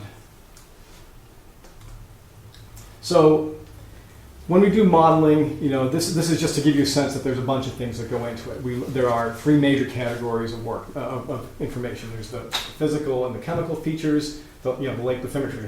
How deep is it? How much volume is in that bowl of water? The surface area of the lake, the surface area of the watershed, the nutrient budget, which we'll talk about, and then monitoring data is really helpful because you can use that to sort of calibrate or corroborate what your model is telling you. It gives you a point of comparison. How well does the model actually predict what the empirical field data tells us? Spatial data on watershed size and land use, as we just talked about. Population, not so much for this project. The population projections can be used if you want to know, okay, where are we today and where will we be in 25 years at build-out? Looking ahead, looking at how those changes and increased development will affect water quality in the lake. And then hydrology data, looking at surface and groundwater inflows, evaporation right off the lake surface, and then precipitation into the lake, regional precipitation data. So the model that we use for the purposes of this project is the Vollenwater model. It's on the spectrum of things, it's a relatively simple model. What it gives you is a predictor of what the lake chemistry will be when the lake's in its fully mixed state. It's sort of a one-size-fits-all, estimate of lake conditions that lets you compare lake to lake. Other models, that might be useful further on down the road. The Nuremberg model requires a little more finesse on sediment chemistry and understanding internal recycling, but it'll predict seasonal concentrations. So it'll give you that fully mixed state that you have in the spring and fall, and it will also give you a different number for when the peak late summer and fall concentrations are there. And the mass balance models are a completely different thing. That's if let's just say you were going to take a lake, put it on town sewer where it had a bunch of septic systems. This will tell you, okay, how many decades is it going to take for the lake to reach a new equilibrium? Because it doesn't happen overnight. That's what that kind of model's for, but we use the Vollenweider. So in terms of comparing our Vollenweider results to the observed, well, it says observed average. In some cases, it's an average of 2 data points. In some cases, it's just 1 data point. So this, over time, will become an average. But we got pretty good agreement, actually, with one major exception being Flanagan Pond. So now, Didn't you have one data point on Flanagan's that was kind of questionable? we did, yes. That's exactly Is that right. included in the? Actually, no. That was taken out as an outlier. So you're right in catching that. But even with that, we still have a bit of a disconnect there, which I think would, that's the kind of thing that more data down the road, field data, will help smooth that out. But so the thing to think about here, so we talked about the trophic status and whether a lake is oligotrophic or eutrophic. The benchmark in Massachusetts, sort of, is a standard benchmark for when a lake becomes eutrophic. As you increase in phosphorus concentration, the magic number is 25. So if you kind of look across here and kind of compare where these, well, let's look for now at the modeled numbers, but where those dark columns are with regard to that number 25. So Lower Long Pond is a good chunk below. It's in a good place. Sandy Pond is a bit above. Now, let me put that in some context. When that eutrophication benchmark, that would be the level of nutrient concentration at which you would reasonably predict that you would begin to see things like nuisance algal blooms and abundant plant growth to a point where it could be a nuisance. Now, there's a lot of things that factor into, whether how frequently you see those conditions, but that's sort of where the benchmark is at, 25. Was that sort of information, I didn't recall seeing that in the report. And that's actually really interesting context. Okay, well, I'll make sure. I know it's in there. It just may not be. We'll find a way to make that jump out a little better. Yeah. I haven't had a chance to look at the report in a lot of detail, but I think that's one of the comments that I would have, is that you're providing a lot of context here, and even some of your images that you're showing, sketches and such, that really help to set the stage and explain a lot of the context for the conversation about the data that you're presenting. And I think if you guys could provide some of that, I don't know if it would be providing a reference document as a resource for a layperson who's looking at this report, or if it could be incorporated, maybe you have it from other reports or something. It can be incorporated. That could be incorporated. I mean, that's it would be good very feedback. helpful. Yep. Yeah. I think one of the diagrams you just had up a little bit ago that showed everything sort of flowing into a pond. Mm-hmm. That's the phosphorus system. Yeah, that was a neat diagram, but it's not in the report that I can find. Oh, you're talking about just a conceptual diagram. Yeah. Yep. Yeah, things like that to help Explain the context and indicate kind of what is a normal level and where we're at. Okay, that's great feedback. And then where did we stop here? So a Flanagan Pond, I think the model is predicting it to be on the lower end of eutrophic, but definitely over that line, but not crazy over, where the observed average was way up here. So there's obviously some need for just doing the hard work of getting out there and collecting more data. Well, and interestingly enough, so when you were showing us the difference of the ponds, and also a lot of it was based on how they were formed. So Flanagan's Pond was really a flooded wet meadow, and much like much like Pine Meadow Pond. So there seems to be a distinct difference between the two in what you got for results. But Flanagan's Pond really started off without a hard scrabble rock bottom. It never had one. Yeah, and those wet meadow sediments can be often quite rich in nutrients and organics. So that's an important distinction. Yeah, it already has the fuel. The fuel's just sitting there at the base. It was already good to go when it started. Right. Which is actually what you would tend to see in a shallow pond of that type. And I specify shallow because you would get less of that internal pulse in late summer than when you get thermally stratified. What you would have in that case is the fuel's coming from the sediments to fuel abundant plant growth. But you wouldn't expect to really see algae blooms as such a major issue because all the nutrition is coming out of the sediments, not in soluble form in the water, relatively speaking. So clear water, macrophyte dominated, but plant dominated as opposed to algae dominated. Ponds tend to be one way or the other. They tend to be plant dominated rooted plants or microscopic plants. And you kind of got to pick your poison a little bit. When you start getting into real active management, you decide you want to knock out all the plants on a regular basis. Well, those nutrients are going to go somewhere, especially the nutrients that are in the plants that are decomposing. You tend to trade off a little bit of water clarity and algae productivity for getting the plants out of the water column. Can I ask a question about Flanagan's Pond's shape and how that could affect it? Because it's kind of an elongated dog bone, narrow channel. So the east end is very dense with vegetation, and the west end much less so. And you took all your tests on the west end. Okay. Yeah. So, I'm not criticizing. I'm just curious as to whether, because the flow is so constricted through that channel, as to whether the behavior of the tests could be very different, as almost if it were two separate bodies of water. I'm just curious. Yeah, I don't. In some cases, that can be true, where you can have lakes that behave almost like two separate systems because you've got a deep basin, a skinny little neck, and then a second basin. So you've got all these internal processes and settling that's happening before water flows through the neck. It's almost like one pond feeding into the other. But where this is really almost like a run of the stream impoundment, where it's pretty consistent, and you don't really have that super deep hole where things would change a lot. So I think you'd probably find that from one end to the other, the water chemistry isn't so different. Okay, thank you. I was interested in that as well, because it's also very shallow at one end, much more shallow at one end than at the other. Right. So yeah, you do wonder if that makes a big distinction, but it'll be super cool to do all those tests. Right. So this is where I think we connect the dots between the modeling and the action. What you're going to get out of. So you go out there and do some stormwater improvement. What does that really get you? So this is where we talk about the whole family coming in for the checkup. Well, my nephew might be able to go out and eat like supersized, McDonald's meal every day and have nothing would change for him. I would do that, and it would be a very different situation. So it's basically, we're talking about metabolism.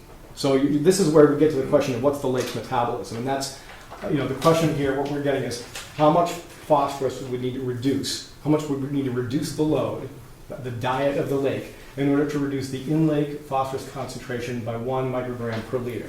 So in order to think about that, let's go back to here for a second. In terms of goal setting, Sandy Pond might be a good one. So let's just say you're at like 28.5 parts per billion, or micrograms per liter, same thing, same unit. You might decide to set a goal that we want to get down at least to 25, or maybe to 24, so we're just below that eutrophication benchmark. So we know our goal is to go from 28, say, to 24. So we got to reduce by, let's just say, about 4 micrograms per liter. That's where we come over here for Sandy Pond and say, okay, if we want to reduce by 4 micrograms per liter, we have to reduce by about, we got to find 45 pounds of phosphorus per year from the watershed. That's your homework. Go figure out how many BMPs you need to build to tally up to 45 pounds per year, if that is your goal. If you decide that your goal is to be right at 25, then you've got a little less work to do. But that's basically how you convert this kind of modeling number to the actual BMP work and the type of things, your rationale when you go to the selectmen. So we've got a goal for Sandy Pond. Maybe some of these other ones, maybe we're not as worried about doing any work at all in Grove Pond. We can kind of write that off, but we're going to focus on these 3 ponds because they're the most important in terms of recreation and whatever else, and that's where we're going to fire our guns. And knowing that even a relatively modest goal like 45 pounds per year, that's not something you're going to do overnight. It's going to be decades of ongoing work, and it's going to mean looking at town bylaws for redevelopment and how you build your stormwater structures when you do new development, and building a community ethic in the same way that 20 years ago nobody composted or recycled, but now everyone does it. It's just sort of part of our culture. It took decades to get there. It's the same way with managing stormwater at a lot by lot level. Everybody should be thinking about the stormwater that runs off of their yard and taking personal responsibility for it. But that's the kind of thing that doesn't happen overnight either. So you set a goal, you have some numbers to back it up, you have the science to back it up, and this connecting the dots between the two. I think probably we can find a way in the report to make that, to really drive that home a little better. I mean, I think the message is in here, but it might be sort of buried a little bit. Well, and one of the things that's interesting, so it's funny, I think it was Chuck who brought it up, what kind of goals are we trying to set? And I know as we talked about it, we said, well, that's a great thing to be able to present and to talk about and to focus on, and we felt like we weren't sure how to find those goals. We weren't sure if we were looking in the right place. Were we reading the information correctly? Well, part of that is, this is where the discussion part comes in. I mean, I've worked with communities that have had, thinking of a lake up in New Hampshire, excellent water quality, really no problems whatsoever. And I think they were probably their average was at around 13. They're down here, I think they're right around here. They're really, really good shape, lower mesotrophic. And their answer was no. Our community goal is we want to be below 10. We want to get to a point where we never see an algae bloom ever in our grandchildren's lifetime. And for them, a lot of their property values are based on rental properties, vacation homes, that kind of thing, and their point of reference are really, really super high quality lakes in upper New Hampshire. So, why not set that goal? But you, as a community, might have a different approach, might have a different number that that is right for you. So I can give you some guidance on that. I can tell you where those benchmarks are for, say, eutrophication, and below that you are in pretty good shape. You shouldn't really see algae blooms and nuisance conditions on a regular basis. And it's more so for algae. The plant growth situation. There's other things that go on, like we just talked about for Flanagan Pond with the pre-existing nutrient-rich sediments. Those are trickier to deal with unless you get in and dredge, which we're talking millions of dollars and feasibility issues.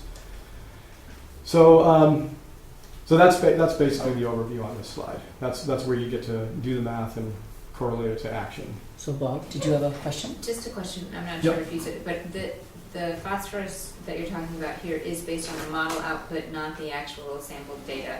Well, in that last slide, it's both. No. In here, yes, this is the modeled the model results. Yes. Okay. And as time goes by, as you get more confidence in your empirical results, maybe that's where there are within any model, the Vollenwater model included, there are a bunch of variables that you can get in, and there's good science behind how you can adjust some of those variables. Saying, okay, we've seen consistently that this is what the data is showing us, and then you go back to the drawing board and you try to understand, how to tweak the model to make it be really a better representation for that specific lake. Right now, we don't have enough data to even get in the business of calibrating the model, but that's what you do when sometimes we work for lake associations that have got a decade, 20 years of data, and that really lets us fine-tune our models. So aquatic vegetation assessments, next category. And I realize we're pushing already over the time limit, so let me know, do you want to set some limits on this so I'll know how to speed up and skip over stuff? Well, so I tell you what, I think you're entering into the part that, you've covered the first part that we had a lot of questions about only because we didn't have a lot of experience with phosphorus loading and understanding it. The aquatic vegetation assessment, this would be huge for us, obviously. I guess the good news is we're pretty capable of understanding where you came from, and we've all made aquatic vegetation assessments of the pond, so that's not so far off. Where we were looking for was to drive that to what do we do in order to maintain what we're looking for? And that does come back to goal setting. Okay, so maybe, well, I'll click through these, and if I find opportunities to skip over or speed up, I'll try to do that. This is a picture from, I like this picture because it was from Grove Pond. It was a reminder that, you know, even a very weedy pond has some really great things going on. It's not all invasive plants in there. This was water smart weed that was in bloom. It was kind of nice to see a big stand of it all nice and pink like that. It was, you know. This we will skip over. That's a busy slide. So, can you just go back to one? I had a question on something. I think you had it was species richness. yes. And I think I understood how you calculated that, but I didn't understand the context of what it meant. So basically, all that's telling you is the average number of species per sampling station. You might have 12 at one, 2 at another. The average there would be 7. But it's giving you a sense of there are some places where there may be the total number of species may be high, but if all of those species are clustered down at one end of the pond and it's all socked in with fanwort everywhere else, and it's such a monoculture that you only see 2 species everywhere else, you would have a low species richness. That's what's trying to give you a relative sense. So you really have to compare all those numbers across. Yeah, and see how they change over time. If you have a lake that all of a sudden an invasive species comes in, you might find that that's where the rubber hits the road in terms of seeing what the impacts are. What you want is a diverse native population. The benefits and the downsides of density of growth really are depending. Somebody cleared out all the plants and you're looking for that nice, protective cover for younger of the year where you can catch some bass. You might be, what did you do that for? Why did you clear out all the plants? So these are, there's not one right answer for everything. Everyone has a different opinion on what's right, and it's a balancing act. So, okay, any other questions on this? Yep. Had it been a full year pretty much since Flanagan's would have been treated with herbicide? I believe at 2013 was, yeah. So. Just to put it in context. And I'm glad you brought that up, because an important part of any vegetation assessment is what's happened before it, what preceded it. You're not just looking, you're looking at it in pretty much almost half the cases, I guess. You're looking at a regrowth period of some degree. So let's get into that. So pond by pond, each of these starts with just a quick look at a vegetation map that really is just showing density in quartiles. So blue would be 0 to 25% density of growth. The yellow is 25 to 50%, which is considered moderate. Dense is the orange, 50 to 75, and red would be 75 to 100%, which is the maximum density of growth. So here at Balch, it's you've got fairly sizable open water area with sparse growth. You've got a dense cove here at the end, very dense little nook here. I guess it's a cove of sorts. It's connected, and then for the most part, what happens is as you come around the bend on the northern side of the lake, it's really just it's a nearshore perimeter, mostly dominated by floating leaf plants. Most of that being white water lily. Throughout the other portions of the lake, there are certainly lilies are everywhere, but Robbins pondweed is an important player here. It's a low, you wouldn't even really see it if you were just out there paddling in most cases. It's a low growing, sort of like a carpet type plant. Looks a lot like a fern. It provides excellent fish habitat and fish food. It's a really good habitat plant. And what it tends to do, because it grows in this dense low growing carpet, it tends to suppress the growth of plants like fanwort and milfoil. So where you find it in a nice bed, it tends to do pretty well at combating and holding its own against invasive plants. So it's a good thing to have. And it's native. And it's native, right. So major plant issues here. There are trace quantities of plants scattered through of fanwort, invasive fanwort, at about half of the sampling stations that we looked at. So that just tells me it's scattered around the lake. It's in very low amounts. And when I say trace, I mean a fragment here, an individual plant over there. Nothing that would even resemble a plant bed, just scattered individual plants widely distributed. Overall, just in terms of context, very limited access. Some shoreline fishing. I suppose you could get in for non-motorized boating the way I did, finding a private property to pull a kayak or a canoe off of, but in general, no real access. The flow pattern we talked about, Flanagan Pond into Balch and then Balch into Grove. All of these have fanwort. So it was interesting to me, given that this pond has had no plant management, no herbicide treatments in recent history, that you wouldn't see, you've got fanwort on both sides that's been managed, but really very little to speak of here. So the question is this a stable condition? Because that happens. It's not always the case. I think it's usually overstated that, you've got milfoil, you've got fanwort, it's the cancer in the lake. It's going to take over sooner or later. That certainly is not true. It's not true in the lake where I live. I mean, the lake I live in has variable milfoil, Eurasian milfoil, spiny naiad, curly leaf pondweed, fanwort, and water chestnut infestation that we got control of. Basically every invasive plant that you can find in New England. And it is really, other than a few select coves, it is just not, this stuff's not moving anywhere. And it's been like that for decades. So it's important to keep that in mind. Just because it's there doesn't mean it's going to spread. It certainly can spread. And it can be disaster in some lakes. That's the other thing to remember. But it's not always one way. So the question here is, what do you do? You've got a situation that's really not a problem right now. You've got a good native assemblage in the vast majority of the lake. So to me, the recommendations are, because of the lake's small size, the limited access, it's got generally sparse to moderate growth throughout the whole, majority of the pond. You don't really need to do anything here. But what you do need to do is keep an eye on that fanwort. And if you come back in a year or two and it's really no different, then you stay in that holding pattern. There's really you can do more harm than good.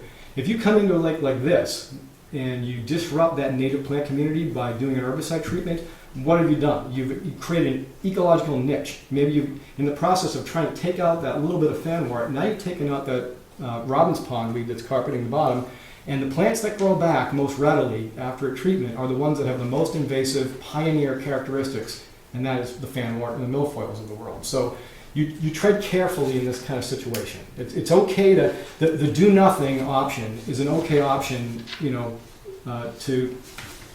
to execute on, and that just means, you have to monitor to make sure it's not 10 years later and you've got a problem that you didn't keep an eye on. The other thing I wanted to point out, this is something that I reported to Becky, right after we finished the field work, is that you can't see it in the picture. You can see it on a computer screen, but there's an oily sheen covering almost the entire lake.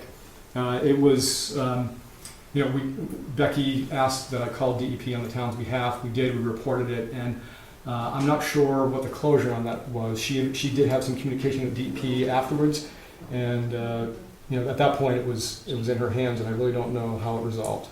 I don't remember. I do remember at one point a couple years back, we were having a spate of locations where there was natural iron coming out of the ground in different places, and we did have, strangely, that oily sheen that you get. This was not an iron sheen. Not This like was a petroleum sheen for sure. And I talked to a guy who was on the lake, was actually fishing off the shoreline, and he told me that it had been there at least since November of the previous year. So, almost a full year. So for a petroleum sheen to persist that long in a lake, this lake has a really fast flushing rate. I mean, it probably turns over with new water, multiple times a year, many times a year. So that tells me that there's either a groundwater source or something else going on that needs to be investigated. Drain pipe that goes up to the river. Yeah. There's a lot of stuff going on down there. But at the same time, also keeping the fanwort and the milfoil down. So we'll keep it in mind as a treatment. Yeah, right. Okay, Grove Pond. So here, it's a pretty clear story. It's pretty unusual. I don't know how many lakes. You can skip this one. Okay. We couldn't be more familiar with it. Okay. The only point I would say, the fanwort appears to be a relatively new infestation. This is a plant that can spread prolifically if you don't harvest. It is an annual, so if you stay on top of it and you get out there with a canoe and kayak brigade, you can effectively manage this plant just by getting it out of the water before it goes to seed. If you wait too long, it's going to basically look like a carpet you could walk across, which you've already kind of got. Just gonna say, it's- is it gonna fight the lilies? It can and it does. Whether it will, I would, based on what it did recently at Fisk Pond in Framingham, which was similarly, socked in with lilies. Mm-hmm. Now it is basically a carpeted water chestnut, so I would say the danger is there. So anyway, just be aware. It's it's on the radar now. So we can skip over this one. Lower Long Pond. I'm a huge fan of Lower Long Pond. I will say, and I think I talked at length to Becky about this. I never had a chance to really tell you all, but I've done enough lake surveys all over New England. I don't get surprised often enough anymore. This lake surprised the heck out of me. This is a fantastic, I would call it a regionally significant example of a healthy, biologically diverse ecosystem. And what you've got going on here, forget about the color red. This is a case where the red is good. You've got every kind of habitat all kind of merging and transitioning. Great open water habitat with relatively low growth. Down here, you kind of transition into an acidic bog environment, and all the nice transitions that go in between. It's basically just super clear water and great habitat for everything that you would want to live in a pond. You do know for decades, if you go back. So the access point at number 1 there. Yep. So there were 2 or 3 houses on this pond for decades, nothing else, and no access. So that's probably a big part of it. But also, as you note, it is completely surrounded by forest on 2 sides. Right. And so a huge factor of this pond is that it really survived almost untouched by humans at that time.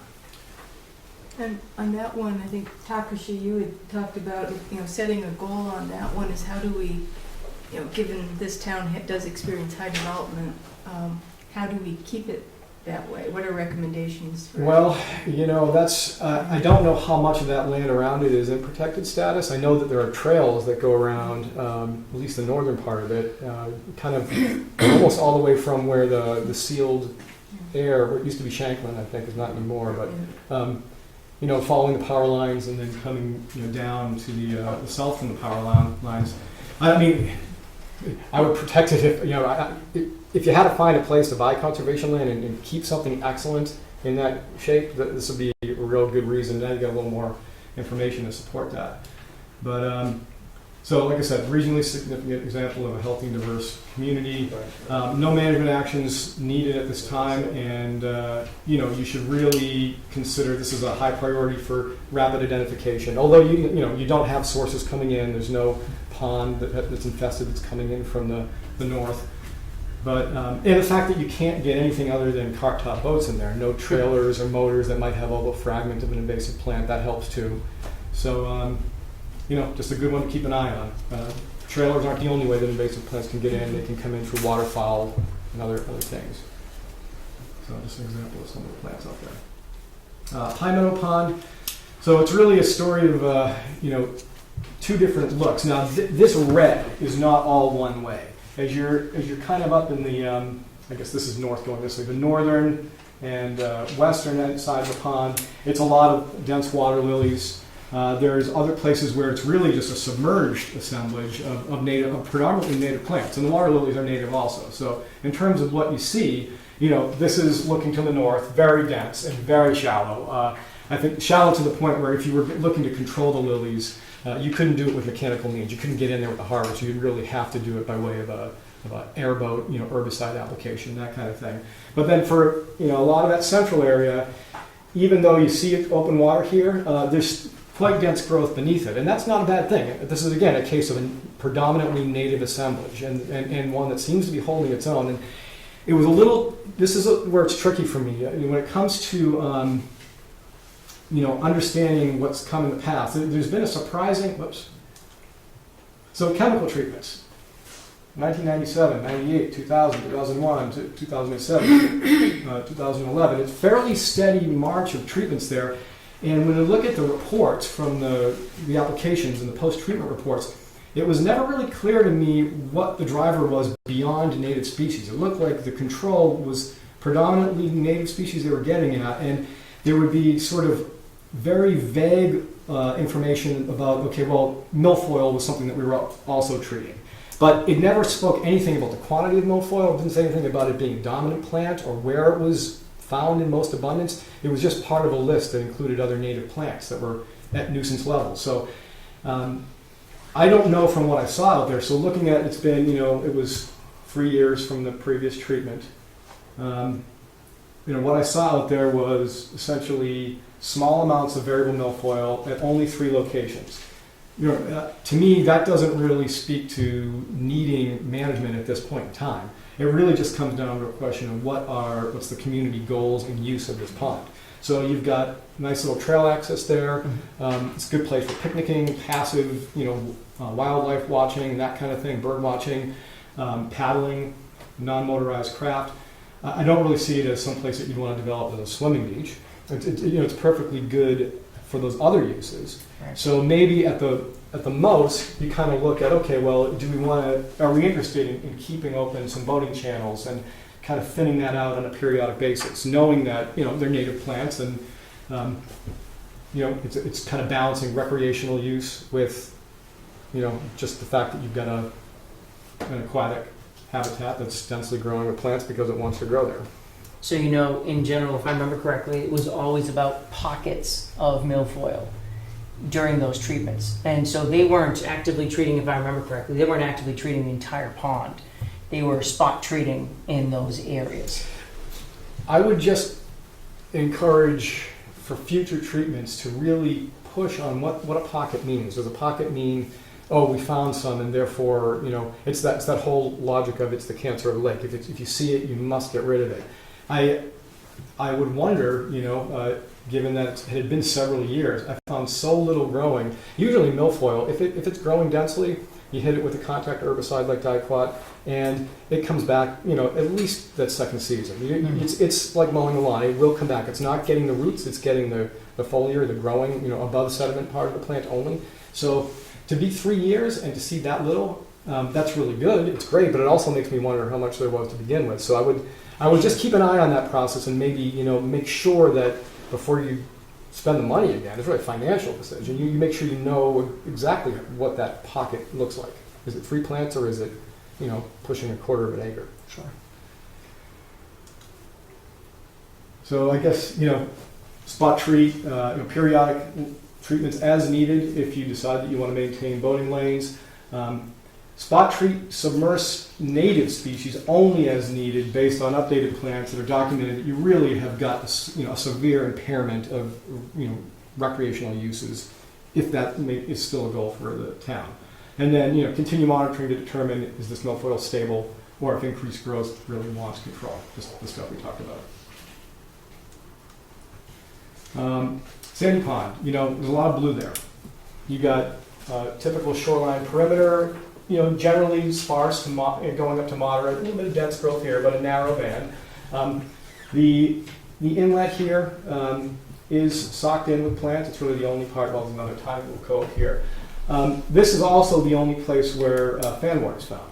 So that's something to certainly keep an eye on. But when I look at Sandy Pond, part of Sandy Pond gets its name for a reason. It's sandy, and fanwort tends to not like that kind of sediment. It tends to like deep organic muck and the shallow zone within those areas. So because Sandy Pond gets its depth pretty quickly, and because of the nature of the substrate,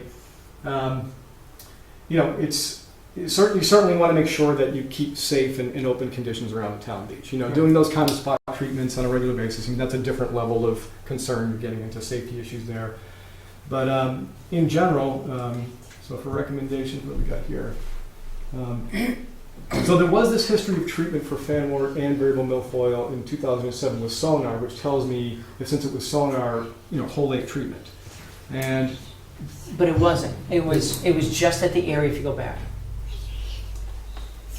So the beach is where between number 1 and number 2, and somewhere to the, I would say on the south side here, the number 2 side, that was where there was a pocket, and then there was another small pocket headed toward where Sandy goes into Flanagan's. I think that was the 2000 2011 treatment, Right. but 2007 or 8, whenever it was treated then, I think that was a whole pond treatment. Yes, 2011 treatment was with diquat that's contact, broad spectrum herbicide, and glyphosate, which is for the lilies. So that sounds like what you described, but not for milfoil and fanwort. No, it was just to keep the beach area clear.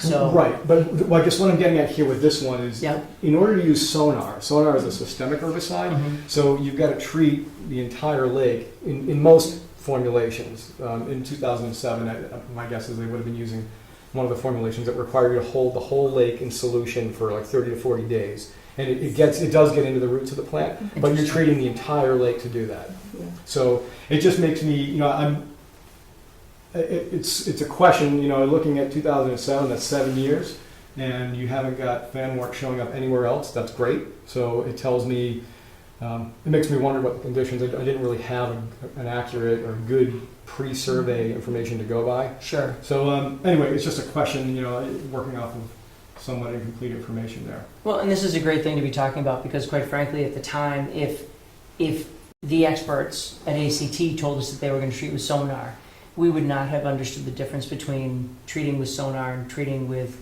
reward or diquat or whatever that other chemical is, because we wouldn't have realized that one treated an entire pond and the other was just spot treatment. So. But as I recall, back many years ago, there was a lot of milfoil over at the inlet stream. So there were some, I think, broader systemic problems back then, when we did have the full treatment. Sure. There certainly was a lot more milfoil over there than there is now. I can tell you that. Did you have a question there? You had mentioned that like the fanwort was only at the one inlet, and the maps that I saw were really just the density of vegetation. So I don't know if there's also maps that show invasive. Yeah, the report locations. should have included tables that showed basically a tally sheet of every species that was found at every location. Did you? But so we would know like that was the inlet was the location of the fanwort. Is that? Yeah, that would have a number. Geographic. Okay. So you would look at, if you look at station number 6, and then you can see everything that's there, and the dominant plant will be coated in green, colored in green. Okay, thank you. I just Yep. wanted to make sure we had a location for the invasives. Okay, so just quickly, so we talked about,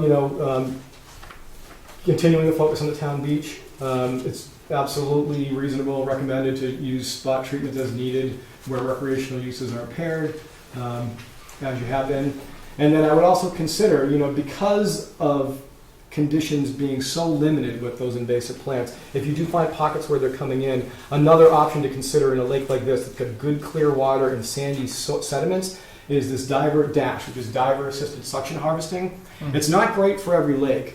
If you get into a real mucky bottom lake, it's basically what you're doing is you've got, imagine a pontoon boat, you've got these Venturi pumps mounted on there, and they're hoses, 4 or 5 inch hoses that will go in, and divers will go under and pull the plant up and right by the roots, one at a time, and just suction them onto the boat and take them out in their entirety.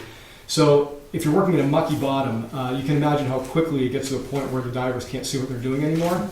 And you've still got that organic sediment, which is really suitable for these plants. But you've got a situation where you've got nice sandy sediment that's not the greatest for these two species, and you get clear conditions. So it's really a great environment for doing dash.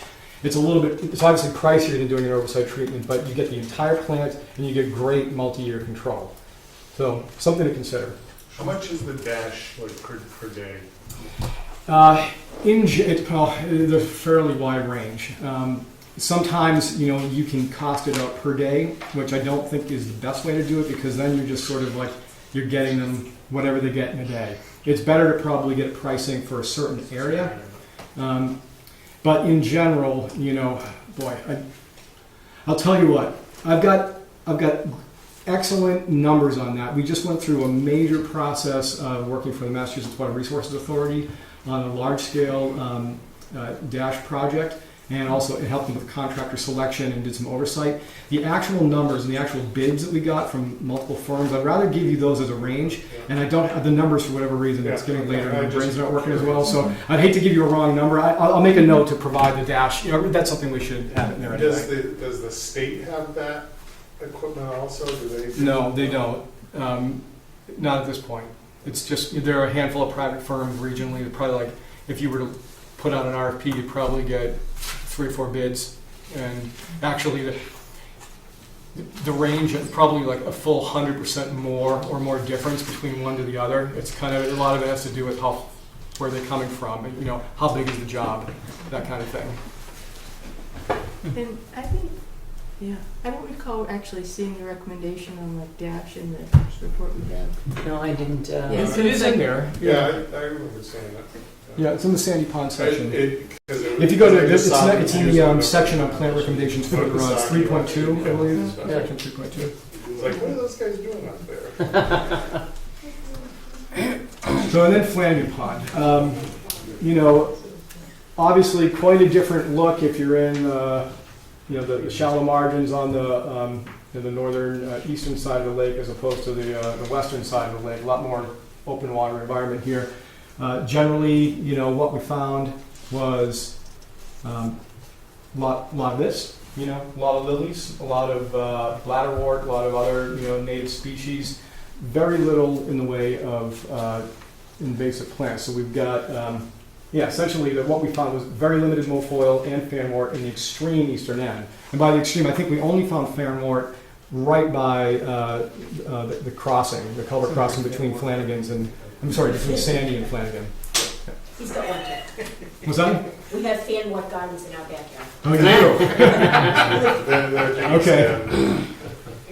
So, but the point of that is, given the direction of flow, heading towards the west, and given that the east is where these plants are now, given the history of the plants in this, I think you have good reason to believe that it will come back and it will spread in that direction of the west. So, you've got to be prepared for that. All right, so let's go straight to the recommendation then. So, like I said, we're expecting a recurrence of growth. I think that the history has shown that you've gotten pretty good longevity and effectiveness out of your sonar treatments. I would say better than average. So it looks like this 2 to 3 year cycle is something that works. The newer formulation of Sonar Genesis does provide you have pretty good variable milfoil control as well as fanwort control. So that would potentially really cut back on your need to do spot treatments with reward. Doing spot treatments is obviously still a good option in areas where it's a contained cluster, but Genesis does give you another option to go to. And then for those areas in the shallow coves, and especially on the eastern end, periodic thinning of the dense water lilies so people can get their boats in and out. We're talking access lanes just for general recreational use. This is another area where I don't think mechanical methods, getting in there with a hydro rake or a harvesting machine is not a good idea. Those are pretty effective at cutting and collecting plants, but they also fragment a lot of plants. And if you've got if you've got fanwort and variable milfoil up there, those are plants that spread very readily by fragmentation. Lilies don't. Lilies have these rhizome systems in the muck, and they come off of those. If you take a little snip off of a fanwort plant and you throw it in the water, it'll find its way down and reroot. And that's the danger with using mechanical harvesting. So it's not really recommended in this case.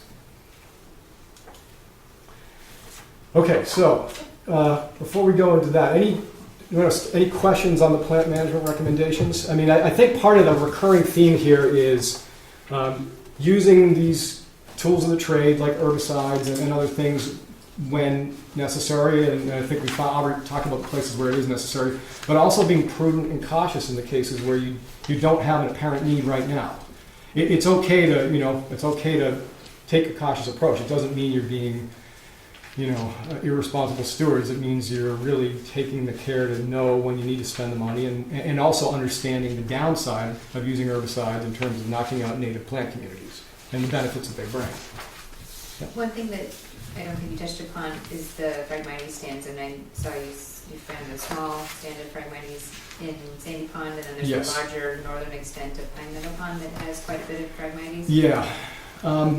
That I would put that in the category of optional things worthy of discussion, and this is why. Phragmites I don't really see as necessarily a threat to the pond. It's more of it's an issue of it blocks views. It can block recreation in limited areas, but it will not march deeper into the pond. It really needs to have its feet in the water and its head sticking out. So beyond a couple of feet of water, you're just not going to see those stands extend out very much. So it's a little bit of a different animal than some of the other plants we've been talking about, which are true aquatics. With that said, I have no problem at all with taking steps to get a stand out if it's causing somebody trouble. But it's in the sandy ponds case, is a pretty limited stand. So that would be essentially a case of cutting and then spray applicating herbicide. And maybe this is a question for Bill. Do you see coming out of this study some kind of a management plan, for instance, creating pond teams that go out and on a regular basis monitor these same areas and reclassify and look and see if the invasives are expanding, or when we determine when we need to do additional treatment? You see that as part of this management study, or is that, because I know we haven't done that in the past as a community.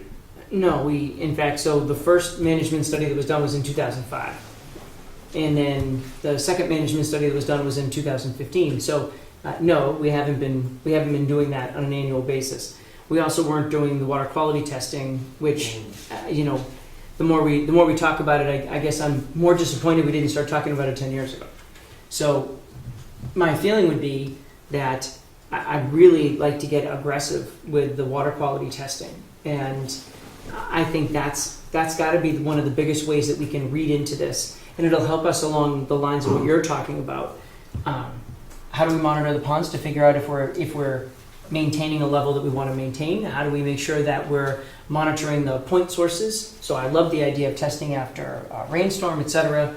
If we've got areas that we're seeing, gullying out for, during heavy rain, what a great way to figure out if that's a point source that's becoming a problem. But then also, going back and looking at the vegetation over time and trying to get a handle on that.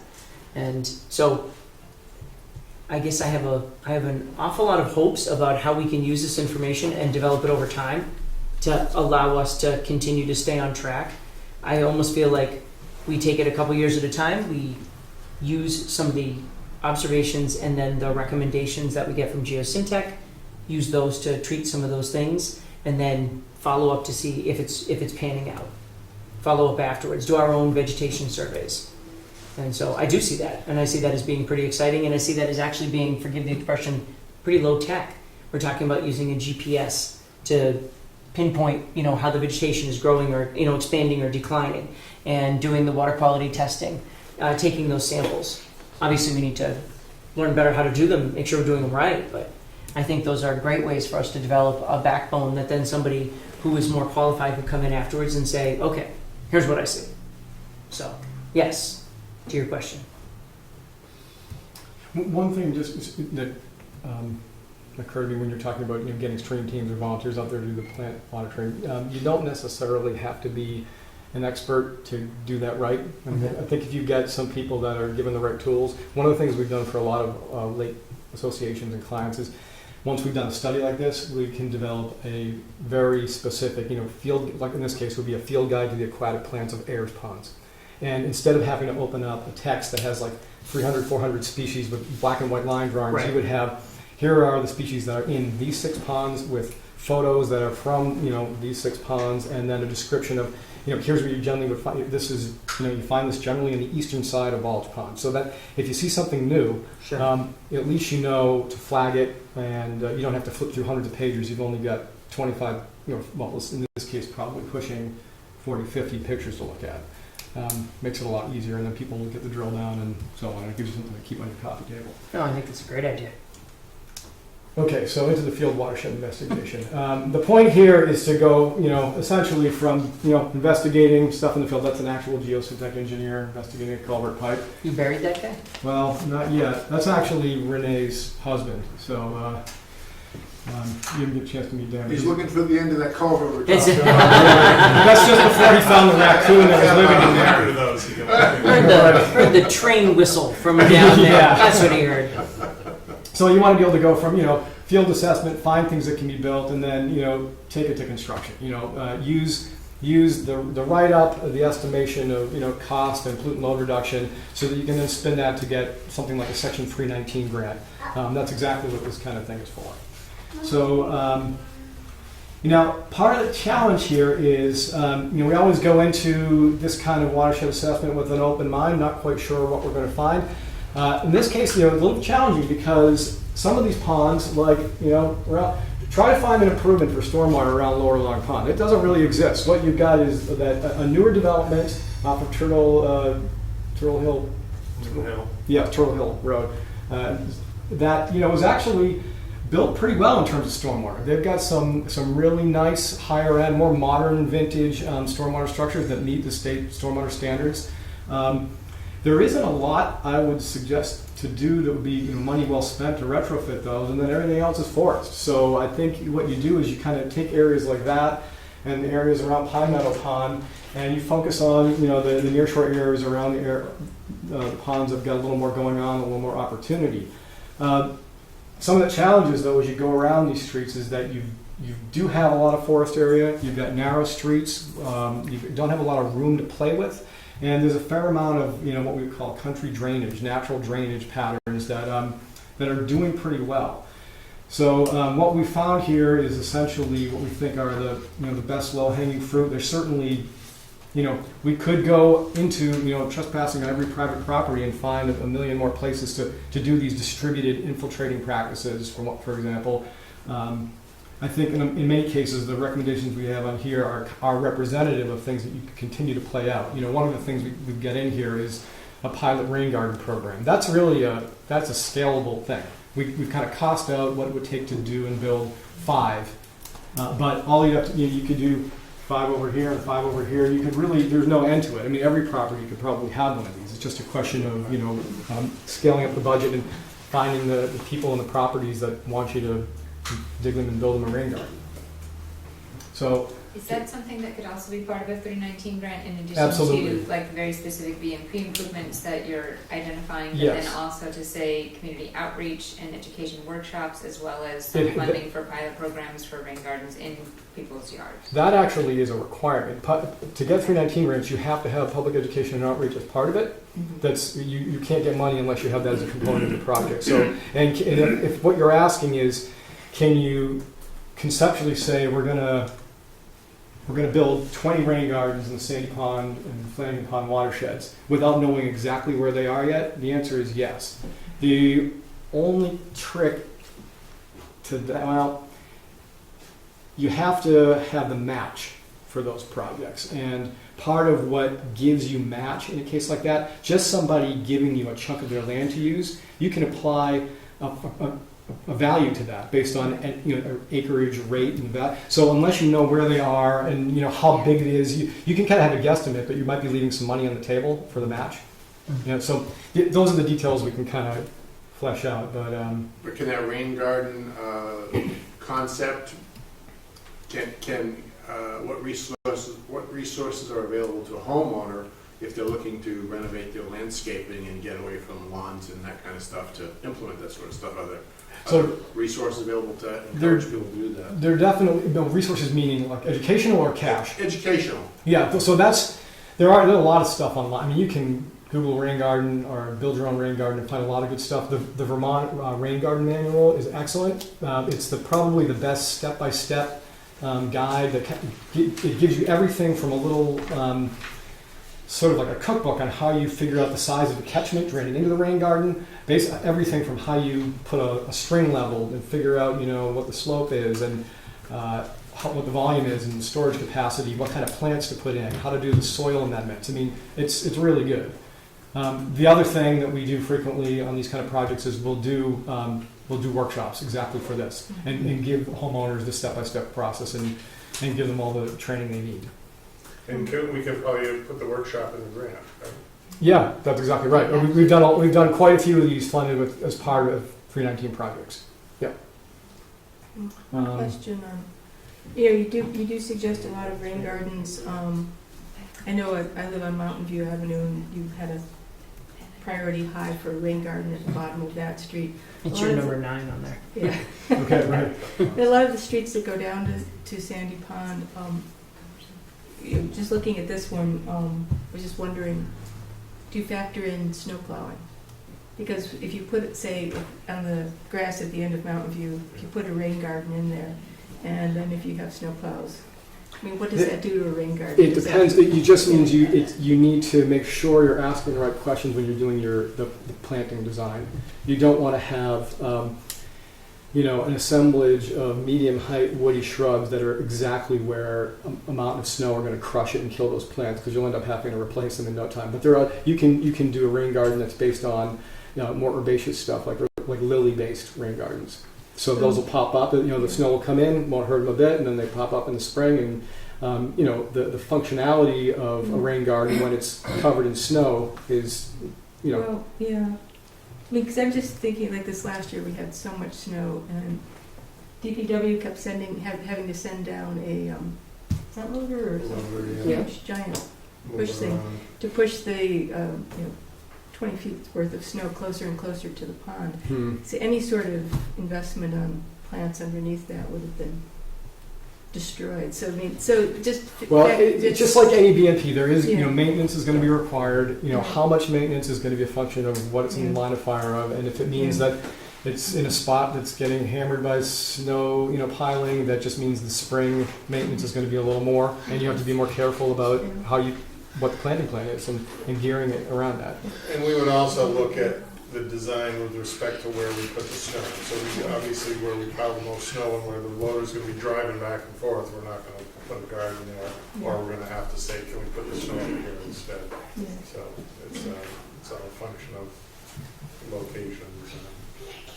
So some of the things we look at before we start this process is we're looking at directly connected impervious areas. We want to basically understand the flow patterns. How does water how to convey pollutants from one point to another, eventually discharging to a water body. So very quickly, the yellow is the impervious area within the watershed for Balch Pond, for Grove Pond, Lower Long, Pine Meadow, very little in the way of impervious, Sandy Pond, and Flanagan Pond. We also have to look at soils. Soils tell us, a lot of these practices are infiltrating practices. We're trying to take surface water that's carrying a pollutant load and get it back into the ground, essentially making the landscape behave more like an undeveloped landscape. That's the trick. Reducing surface runoff and getting it into groundwater where it can be cleansed and filtered by the soil. So these hydrologic soil groups, going from A to D, A being green, D being a red. The A soils are the best. They're the sandiest soils that water will most rapidly infiltrate into. Bs are great also, and then all the way down to Ds, which are the more tight clay soils. And usually if you're in one of those areas and you want to do an infiltrating technique, doesn't mean you can't do it. It just means that you have to engineer the soil. You have to do more digging and more backfilling with engineered soils to make things work. But in general, most of the areas that we would want to work in tend to be surrounded by A and B soils, some C soils that we would maybe want to amend a bit. So that's a good thing. So at this point, I just want to check in with you. We can plow one by one through these, or maybe if you want to take the discussion in a different way, I would imagine going through all of them would take a little time. We've already talked about the rain garden, so that's one thing. No, this is one of the things that we thought was fantastic. Here's engineering design. Now, one of the places it didn't get into was, obviously there would be costs for either purchase or getting an easement over some of these properties, etc. But it brings us back to that whole discussion. Okay, so if I knock out 3 pounds of phosphorus per year, is that worth it? Is that a good buy? Is that a magnificent buy? Is that just okay? We just were lost on how do we get to where we want to be? And oh, by the way, we're not really sure where we want to be. Can you help us explain that too? So that's, there is a table at the end that kind of digests all of these, and it gives statistics on, okay, it'll say, okay, for this BMP, here's the cost, and then it'll, next to that, you'll see the pollutant load reduction, so you can see the cost per pound of phosphorus reduced, so that way you get a sense of bang for your buck. Nope, that we caught. So, okay. So now how much phosphorus do I want to reduce? Well, that gets us back to tying this to the earlier slides, where it gets to goal setting, and I think probably the important thing to, I think. Can I make an observation? I think because this part really interests me because it's very useful for me to put together my budgets. But, you know, for instance, Grove Pond, I think we need to remove 55 pounds of phosphorus, and we want to have like 2 or 3 spots where we can do some improvements. But I think what it does is it shows the community that we're committed to Sure. improving our ponds. It shows the EPA we're committed to improving our stormwater quality. And what it helps me do is I put in money in my last year or this year's capital budget to do some of these improvements, but I didn't say exactly what I was going to do. Sure. And I said so I go to the capital planning committee and I go, I'd like $50,000 to do outfall bioretention improvements. And I go, well, what's that? And where are you going to do them? And why are you going to do them? And what's the Right. priority? And you know how much money they gave me? 0. So now I can go in and I can present this information, and I can say, look, this is what we're going to do, this is why we're going to do it, this is how much it's going to cost, and I can do a certain number that are in the list each year, and we pick away at these, but we build momentum to do more. Sure. And they get to see that, you know, they get to see progress. And so we're speaking to the same thing. I think what we were trying to assess, and I think Takashi actually said it best when we were going through it, what we're really trying to get to is, where are we trying to get to? What is the point? So if like, as Bob mentioned at the beginning, you know, are we a town that is looking to have ponds where you can see all the way to the bottom and all the way across, and they're bathtub ponds? I don't think that's what we're trying to achieve. But at the same time, how do we help ourselves so that we're not debilitating ourselves with a high phosphorus load that sponsors the growth of some of these things that we're trying to keep out? And so there's a lot to it. So part of why this is so challenging is because some of the big heavy hitter things that you can do, they may be long reach, long-term planning things. You've already done that because you're on town sewer. Right. All this private septic systems that could potentially be a major part of why you're seeing algae blooms in these ponds all the time that you're not seeing. You've already done that. So now you're at the harder work. For some reason, the phosphorus load reduction information. I was trying to condense stuff from the. No, I remembered it from the report. Yeah, but it is on the other slide. So just as an example, there we go. This BMP here, installing a biocell essentially surrounding the existing catch basin and using the catch basin as an overflow for the bigger events. It's not terribly expensive. We're talking in the order of a couple $1,000s, but we're talking also 1/10 of a pound of phosphorus per year. So, and this is Grove Pond watershed. So let's just say you had this exact same BMP going in the Sandy Pond watershed, where we have, I think, a target of 40 some odd pounds per year. Right. 1/10 of a pound right here. So this is the whole idea. We're trying to get away from centralized stormwater collection, taking water as fast as we can off our roads, dumping into a pipe, and then into the lake. That's sort of the engineering approach if your goal is to just treat water like trash, something we've got to get rid of fast and avoid flooding. You want to get to distributed approaches that are small and they're everywhere. And what happens is you only get, because they're small and they're everywhere, you're only getting tiny amounts of reduction, and you have to build a lot of them. Sure. And this is where, you start moving off of, the first place you look is, okay, public property. What does the town own? What does the town have easements to? Things like roadways and road edges. Beyond that, you're getting into the wilderness of people's private property. And, you start looking at some of these watersheds that are 80+% forested. What are you going to do to improve the forest? You can't. You wouldn't. So this is, I don't want to, there's no way to sugarcoat the fact that this is, it's hard work, it's difficult, and there's no instant silver bullet answer. It's just something you keep on doing, you keep on building, you make sure when you redevelop, you make things a little better. It's really the only way, unless you decide that we're just going to, everyone's just going to move out of their houses and convert them to forest. That's not going to happen either. So as long as we're going to live in the landscape, we've got a lot of work to do, and there's no easy, simple answer that gives you that big bang, improvement like sewering.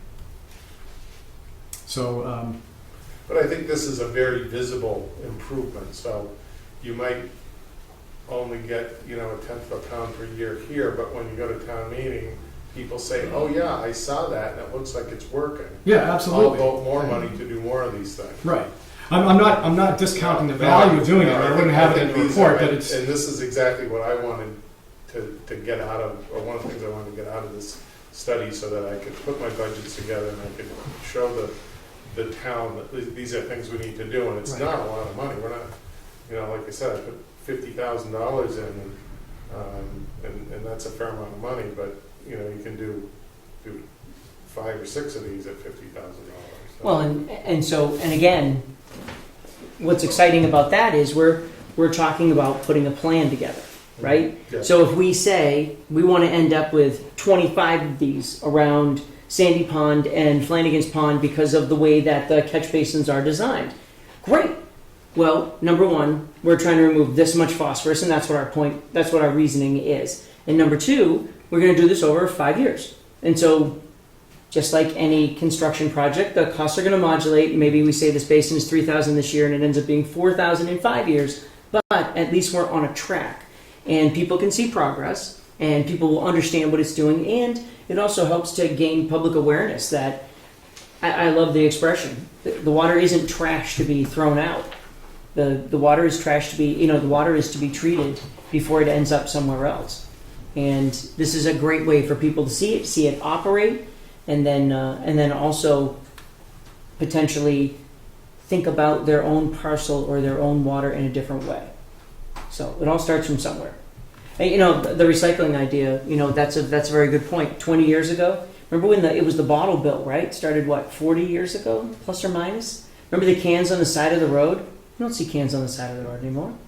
You don't see people throw plastic containers out of their cars anymore. It's because people changed on what they were willing to accept and what they were willing to deal with. And so if we can show that this is something we're doing, and oh, by the way, here's what it costs, and here's what the effect is, that'll help people to see that same thing themselves in a physical representation. So Okay, so let's go through each one and discuss exactly what the costs are. No, I'm kidding. So No, but one thing, there was one for Central Ave that was a treatment unit, and I thought that was interesting because I'm about to pave Central Ave. Yeah, I'm so ready to go back one. yeah, so here we're talking about getting in, and this. It's a little tough in the street environment. There's only so much you can do. You don't have so much space for some of these other techniques, but at least the hydrogenetic separator will allow you to grab some of that phosphorus that's bound to particulate matter. And that was an area where we had a problem. We had some washouts on the outfall.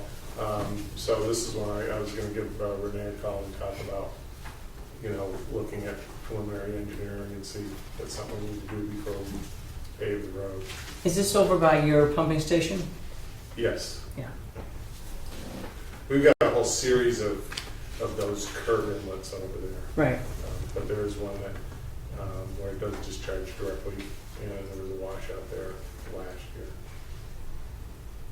Okay, so we can. I'm happy to continue. We'll go through all these if you'd like. I just don't want to. No, I was teasing. No. So Yeah, but I think this is really useful for me. It really helps me. right. This is one of the budget. exactly. This is one of the portions that we found most helpful, but it brought us back to that same question of okay, so if we know what the phosphorus removal is for this particular treatment or this particular design, so where are we trying to go? What are we trying to accomplish? And it sounds like, unfortunately, you may have given us more food for thought to come back to you and say, okay, here's what we are trying to accomplish, so how do we get there? And what I'll try to do now is that we've had this discussion. I'll look at where these lakes seem to be based on the modeling, and maybe give some recommendations on what would be a reasonable goal, knowing that those goals can change. You may decide as a group that goal makes sense now, but 5 years from now you want to adjust it. But at least based on the starting point information we have, Right. we can set some goals and have them be, kind of at least give you a sense of a frame of reference. Now, like you're shooting for 20 pounds per year, and you can start to figure out how many of these things you need to build over the next decades to basically achieve that, and keep your little like a fundraiser kind of thing where you're filling up the thermometer or whatever it is. Well, it's also great because as we develop more data, we're gonna hone in on what the actual treatments are accomplishing, and also we're gonna better develop information because, as you said, right, and we all acknowledged this was a snapshot of one day in the fall of 2014. Right. So from a build a plan around that, boy, that's a tough one to swallow. But as we develop more data over 5 years, as we see the effects of the treatment that we put in place, then we're making real decisions. Now we're making informed decisions, and we're headed in a different direction. Just like you said, the plan's the plan until it's not the plan anymore. So Right. let's figure out what the plan is, run with it, and then use data to develop it. I think one of the things I'd like to see in the final report too, and assuming that this would be something we'd be sharing with the town, would be Absolutely. basically some dumbed down summaries for each pond. It says, because for an average person, okay, phosphorus loading is a very technical term. So maybe something like those summary pages on the plant Yeah. assessments, but for the water quality part of it. Is that what you're getting at? Right, but also just sort of, a sort of conclusion. Well, if I could interject, why do I care about phosphorus loading? Yeah. Well, that sort of gets to the meaning of life question at the beginning. It's the number one driver. It's the number one nutrient that drives plant and algae productivity. Okay. Now, the question when you're talking about nuisance plant conditions, you're talking about like that picture of Grove Pond with the carpet of plants. You've got to. There's two places where the plants and algae get their nutrition. It's the soluble phosphorus that's coursing through the water, and algae can grab it as food, and then it can continue to grow off it. Plants will also pull soluble phosphorus out of the water and use it for plant growth, but the vast majority of their nutrition comes from the stuff in the sediments. Right. However, it's not as simple as that either. When you've got the stuff in soluble form and it's grabbed by algae, and then the algae die off and they float to the bottom and they become sediment, then the plants. So there is a cycle there. Okay. So it's always important, but it's usually how much you're concerned about it in the immediate present. It's usually if you have an algae bloom problem, everyone is looking to drive down phosphorus immediately, the stuff coming off the watershed, because you get that instant reaction in the water column. Yeah, and I wasn't trying to be a smart aleck by posing the question. I think that gets to what Jessica's point is. Right. As a layperson reading this whole thing, we're talking about reducing the phosphorus load. We're talking about DPW potentially spending money to capture it before it goes into the water. So why do I, as a citizen, how do I translate that into the problem? So not everyone's going to see it as a problem. It's a question of part of what makes this complicated is the invasive plant issue, because the two plants that they're showing up the most here as the invasive plants we're concerned about, fanwort and variable milfoil. Even if you have, so we're talking about 25 parts per billion being the eutrophic benchmark, and 10 as sort of the gold standard for you won't have any problems of any type. If you were to raise all the houses and turn everything into forest and walk away and go live someplace else, and so you're at 100% perfect watershed management, you can't do any better, those plants are still going to grow like gangbusters in the places where they're growing because they've got enough fuel in the sediments. And that they behave with native plants. It's a little different. Their response to reduction in nutrient levels is going to be a little better than these two particular plants. They can thrive under the fact that they can thrive under low nutrient conditions is part of why they're so competitive and why they can outcompete native plants and take over their habitat. So go out to the Berkshire County and some of these nice mountain lakes in the Berkshires that have excellent water chemistry, like really low numbers, like less than 10, and the water is super clear, and part of and because it's so clear, the milfoil will grow really densely up to like 25 feet of water. You'll go way out into the lake and you'll just have nothing but a carpet of plants. And there's nothing you can do about it. It's just, this is part of why these plants really, suck to get in your lake. So I think I'm kind of working around eventually to an answer to your question. Why do people care? there's multiple things to care about here. There's the overall water chemistry and the productivity that comes from this nutrient stuff, and then there's the side issue of how do we deal with these invasives that got in here and are a separate threat all their own. They are also part of the nutrient issue. They are fed by the nutrients, but the overall health of the lake and the overall enjoyment. I think most people will give a visceral sense. You go to a lake with nice clear water, it's a place you want to swim, it's a place you want to recreate in. Some place that's pea soup green, not so much. And so then you have everything in the middle. What we're trying to do is push it more towards the clear water end of things. That's why you control nutrients.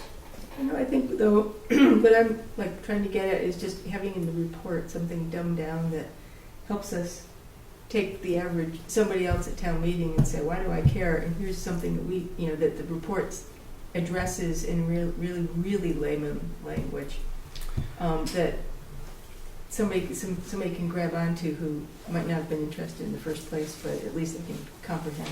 Sure, and again, where our intention, I think I'd mentioned to you before, or I may intended to mention to you, our intention is to hold a series of public meetings when we're complete here and go through the report and be able to say, we wanted you to know what we spent the money on. Here's a report, here's what we've learned from it, here's what we're going to do to plan from it, here's what you're going to see from us at town meeting. And so even if it was effectively a science class 101, something that we could work off of. And I'm not going to use the expression dumbed down. I think I would say reinterpreted for those who did not have a degree in biology. Simplify the message. Something that allows us to spell it out for people. Okay, so now would you prefer, in terms of format, would you want this as sort of a incorporated like up front in the water quality part of it section, or as part of a where would you prefer to see this kind of thing played out? Well, so first of all, have you done these before? Well, yes, but every project is a little different, and especially because it's the 6 ponds, there's a certain rhythm to showing, here's the results for this one and this one and this one. I almost feel like this to me is something that, it's kind of a leading question. To me, I see this as something that belongs in the water quality portion of the report. I really think that part of that is in there. I think it's really just kind of a reshuffling. If you look at the beginning of the water quality sampling results, does get into some, actually, I'm in the wrong page here. I think for each parameter, it does describe this. We try to break it down. This is why we care about oxygen in the water. Sure. Why we care about phosphorus. I think maybe there needs to be, because we're looking at a lot of different things here. We're not just looking just at phosphorus. Phosphorus is probably the most important one, but we can't ignore all these other things that we were tasked to be reporting on. The trophic status assessment part of it does break down some of the overview of like we talked about today, here's what it means to be oligotrophic. Maybe it's almost better as a summary. So in other words, we introduce to folks all the things that were tested for and why they matter, and then say, okay, we told you all that to tell you this, right? The main thing we're worried about is phosphorus, and here is why we're worried about phosphorus. Okay, so let me go back rather than embedding it in a section, it sounds to me like, and part of what you haven't seen yet is you've gotten this in pieces. Mm-hmm. So some of the context and the rhythm of the whole thing is this is already in report form that has sections. It's got a table of contents. It's got an executive summary or introduction. I think the executive summary needs to maybe hold the water for what you're talking about. It needs to take, for each of the 5 sections of this report, here's like the overview of why we cared to even do this in the first place. Let me take a stab at that and see if it's hitting the right level. If we need to work on it a little more after you've seen it, then we'll just keep doing it until we get it right. I think it's a great idea. Mr. Cadigan? I think Jess and this gentleman here brought up, and the discussion right now is terribly important. I've seen presentations that were done by Mark. They were very complete. There were pre-sessions before the town meeting, educational sessions. And they were very rational, they were logical, they were well thought out, just as these were. counterintuitive factors were pointed out here. Listening to this hour and a half presentation, very good, it's well done, it's well presented to this audience. I look at town meeting, and I say, you got a 10-minute window before somebody says, move the question. So you're on the right path there, and that's why part of the reason to have open public hearings before that, to discuss what we're trying to do, and to then, I don't want to say drill down, but you're right, it's going to be a 15 to 10, well, you can probably get away with a 15 to 20 minute presentation, plus or minus, without there being a question raised to the audience, without that happening. You can do a short presentation, but boy, you get much past 15 minutes in town meeting, you're losing your audience. Well, when Mark made a presentation, I went to one of them that the audience size was immensely underwhelming. And whether you can chase people out with pitchforks or whatever, I don't know. It's very difficult. It's commendable. What you're doing is the essence of good government. You know, presenting openly a rationale, and it's not secret in a smoke-filled room somewhere by a group of 3 people. No, we all quit smoking, so. But you're right. This is direction, Yeah. right? So the idea was to use the study to understand and quite frankly to learn what we didn't know. Use that to allow us to come up with a plan and then present the plan. Yeah. That's the game. Come up with a plan, present the plan, and these feedback loops, which I can't stress enough how excited I am about doing the testing, gathering the data, being able to look at it. For all we know, we're going to come back to you in a year and we're going to say, Bob, I wanted to show you something. We tested every 2 weeks. We went crazy. We tested every 2 weeks for 6 months. These numbers are totally different than, in this pond or that pond, than what you experienced on that one fall day, which is both scary, because that's a real potential, something that could happen, and at the same time fantastic, because wouldn't you rather build your plan around actual information that you gathered over a longer period of time? And it helps us to say, you know what, boy, we're spending money on this particular pond and we really don't need to. The numbers over the year are better than we thought, and on this pond we probably really need to focus our efforts in a greater way. No, that's what we're trying to accomplish. I'm quite proud of the work that's done here to see this happen, and the quality of your study. And I just don't know how to get through to the Masses. masses. I think in 10 minutes, But though. one of the persons at Mark's thing said, what do we need all this stuff for? Get to the point. Right. And you know what? That's great.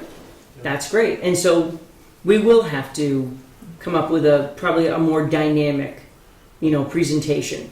We can't get into the level of detail that we've talked about here tonight, not even remotely. Right. Not even remotely. And in fact, I would be willing to bet that probably the safest way to do it is to say, I want to first stand up here and tell you that we had 8 hours of public hearings to discuss all this, and I'm going to tell it to you in 10 minutes. So, if you weren't there, try to keep up. If you were, I hope you enjoyed it and we move forward.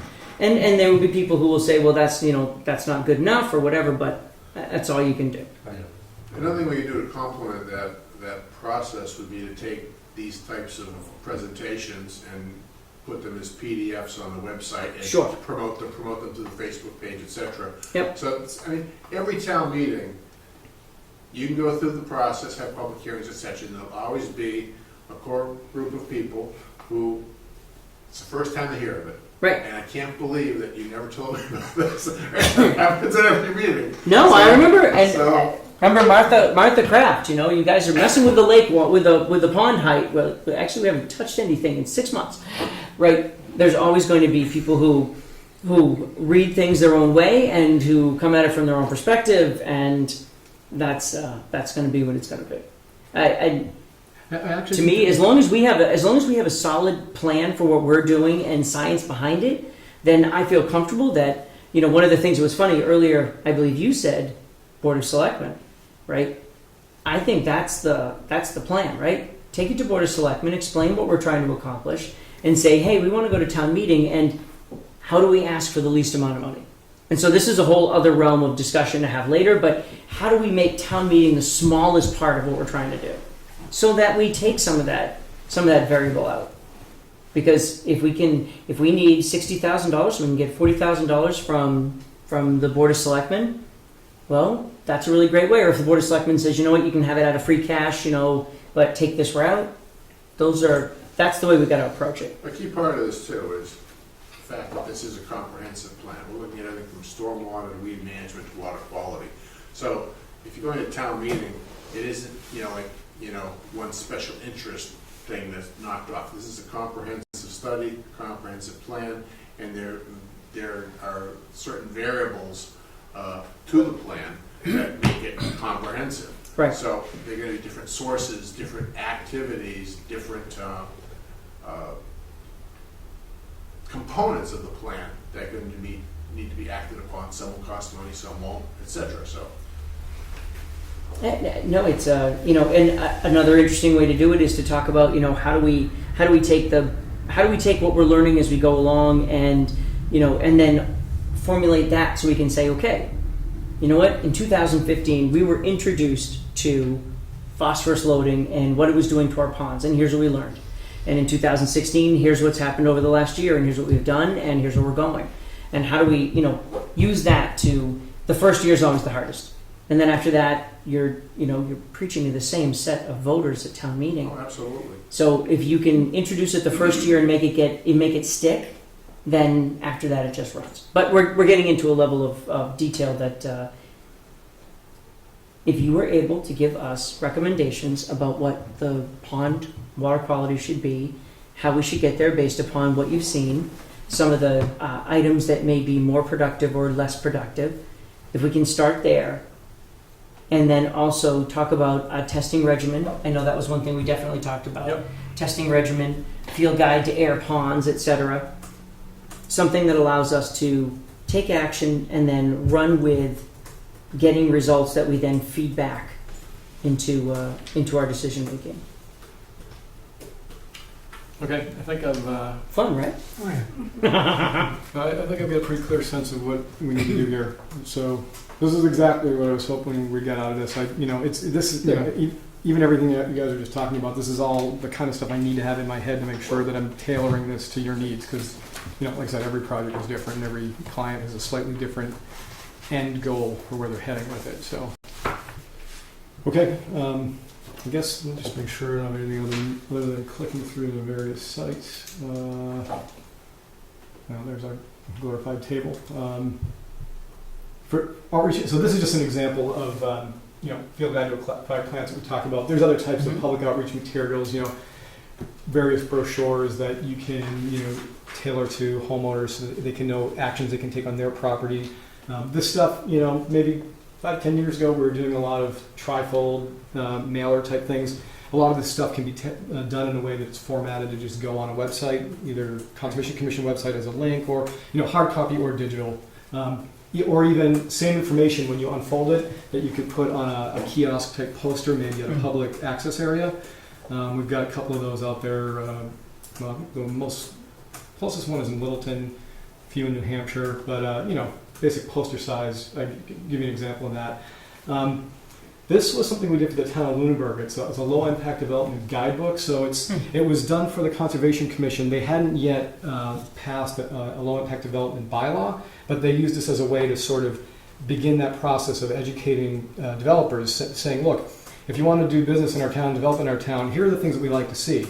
And a lot of times, whether you're doing a traditional stormwater approach or an LID approach, the cost can be fairly comparable. And time is money, and people like to get through the Conservation Commission process with less of a battle. And this is just a way to encourage things along, and maybe sets the tone for something that might become a bylaw down the road. So that's just some examples of print materials that could be part of an education and outreach plan. I guess that's it. Only an hour and a half over the time. Yeah, right on I think track. we're doing okay. No, that's how we run every night anyway. That's fine. Thank you very much. No, thank you. Appreciate it. Thank you. We'll, just in terms of timing, I'm going to be on vacation for a week and a half starting Monday. So I think by the time when I get back in the office, it won't take me more than, let's just say, 2 weeks to kind of get this into a condition where I'd want to get it back to you for a full review. Okay. So, I think that puts us in the right time frame. Right now, we're not shooting for fall town meeting, obviously. I think because we're shooting for several presentations through, we're talking about doing everything we can to get folks to come in and see it ahead of time, and then shoot for a Springtown meeting, so May next year. We're going to be able to pitch to the FinCom, capital Oh, yeah. planning, and everybody else, selectmen, and everyone else along the way, Right. to get consensus to that plan as well. So don't forget your USB drive. oh yeah, membership. right. Okay. Okay, well, on that note, I will be in touch in August when I'm back in the Perfect. office, and we'll take the next step. Thanks again. Really appreciate Thank it. you very much. Thanks. Thank you. Thank you. Okay.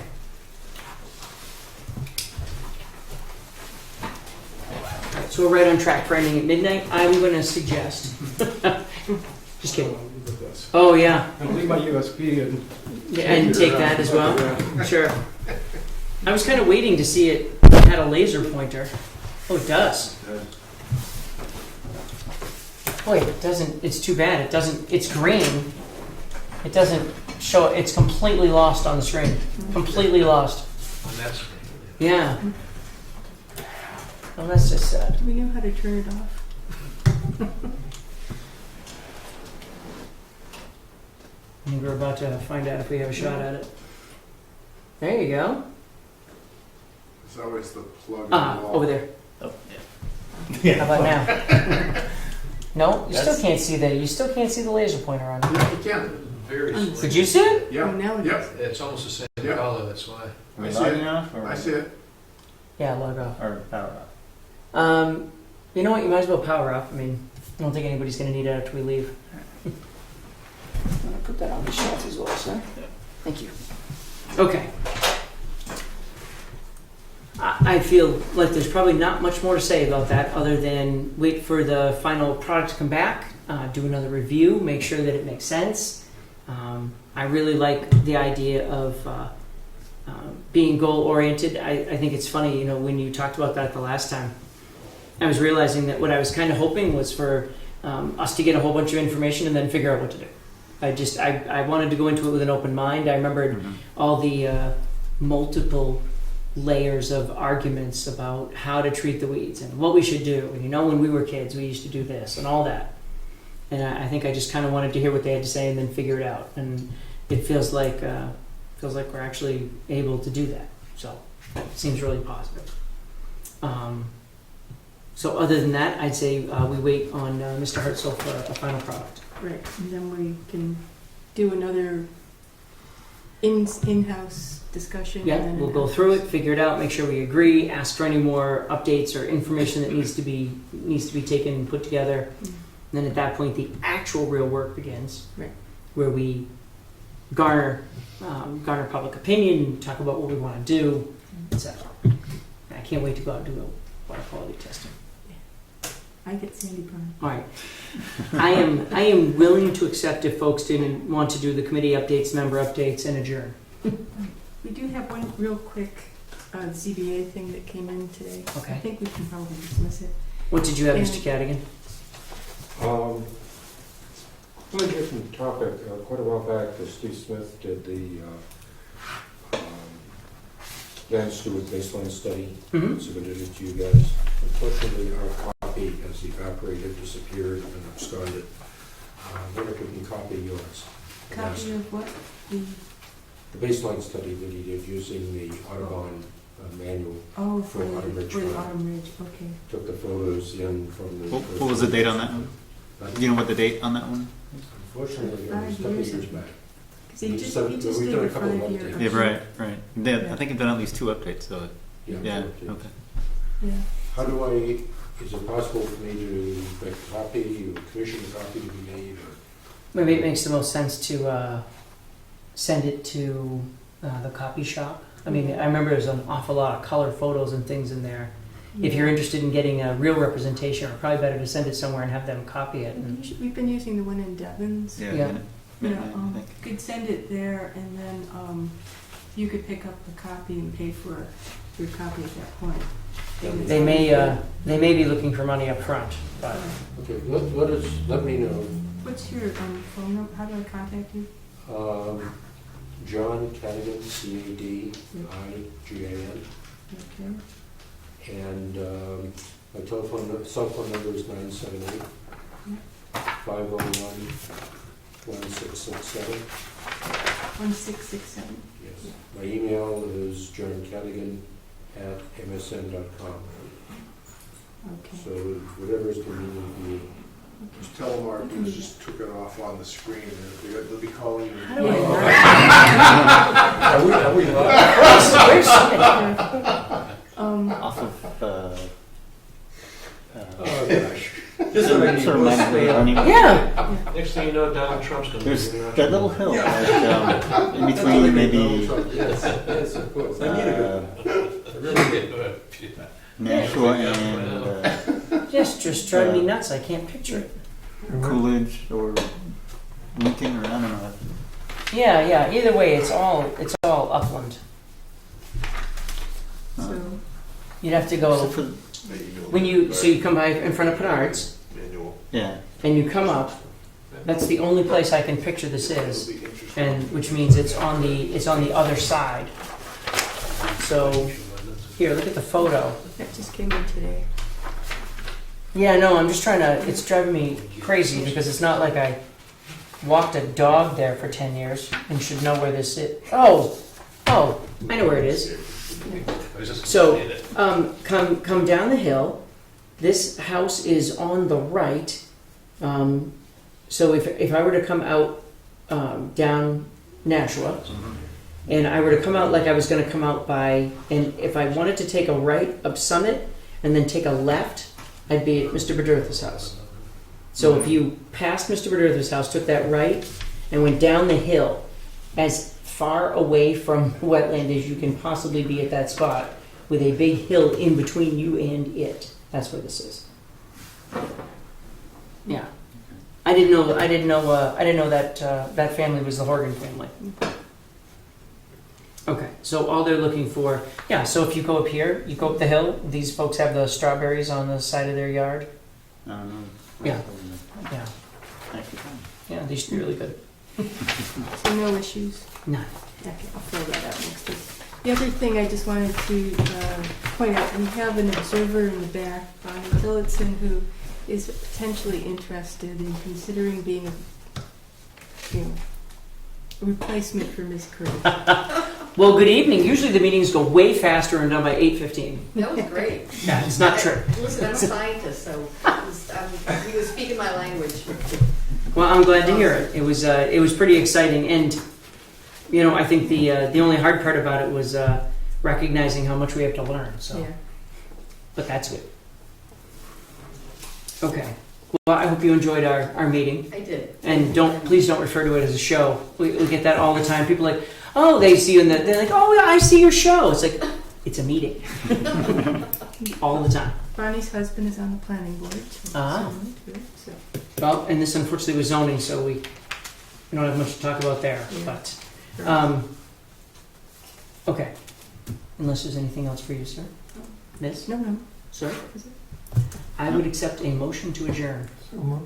Second. All in favor say aye. Aye. Aye.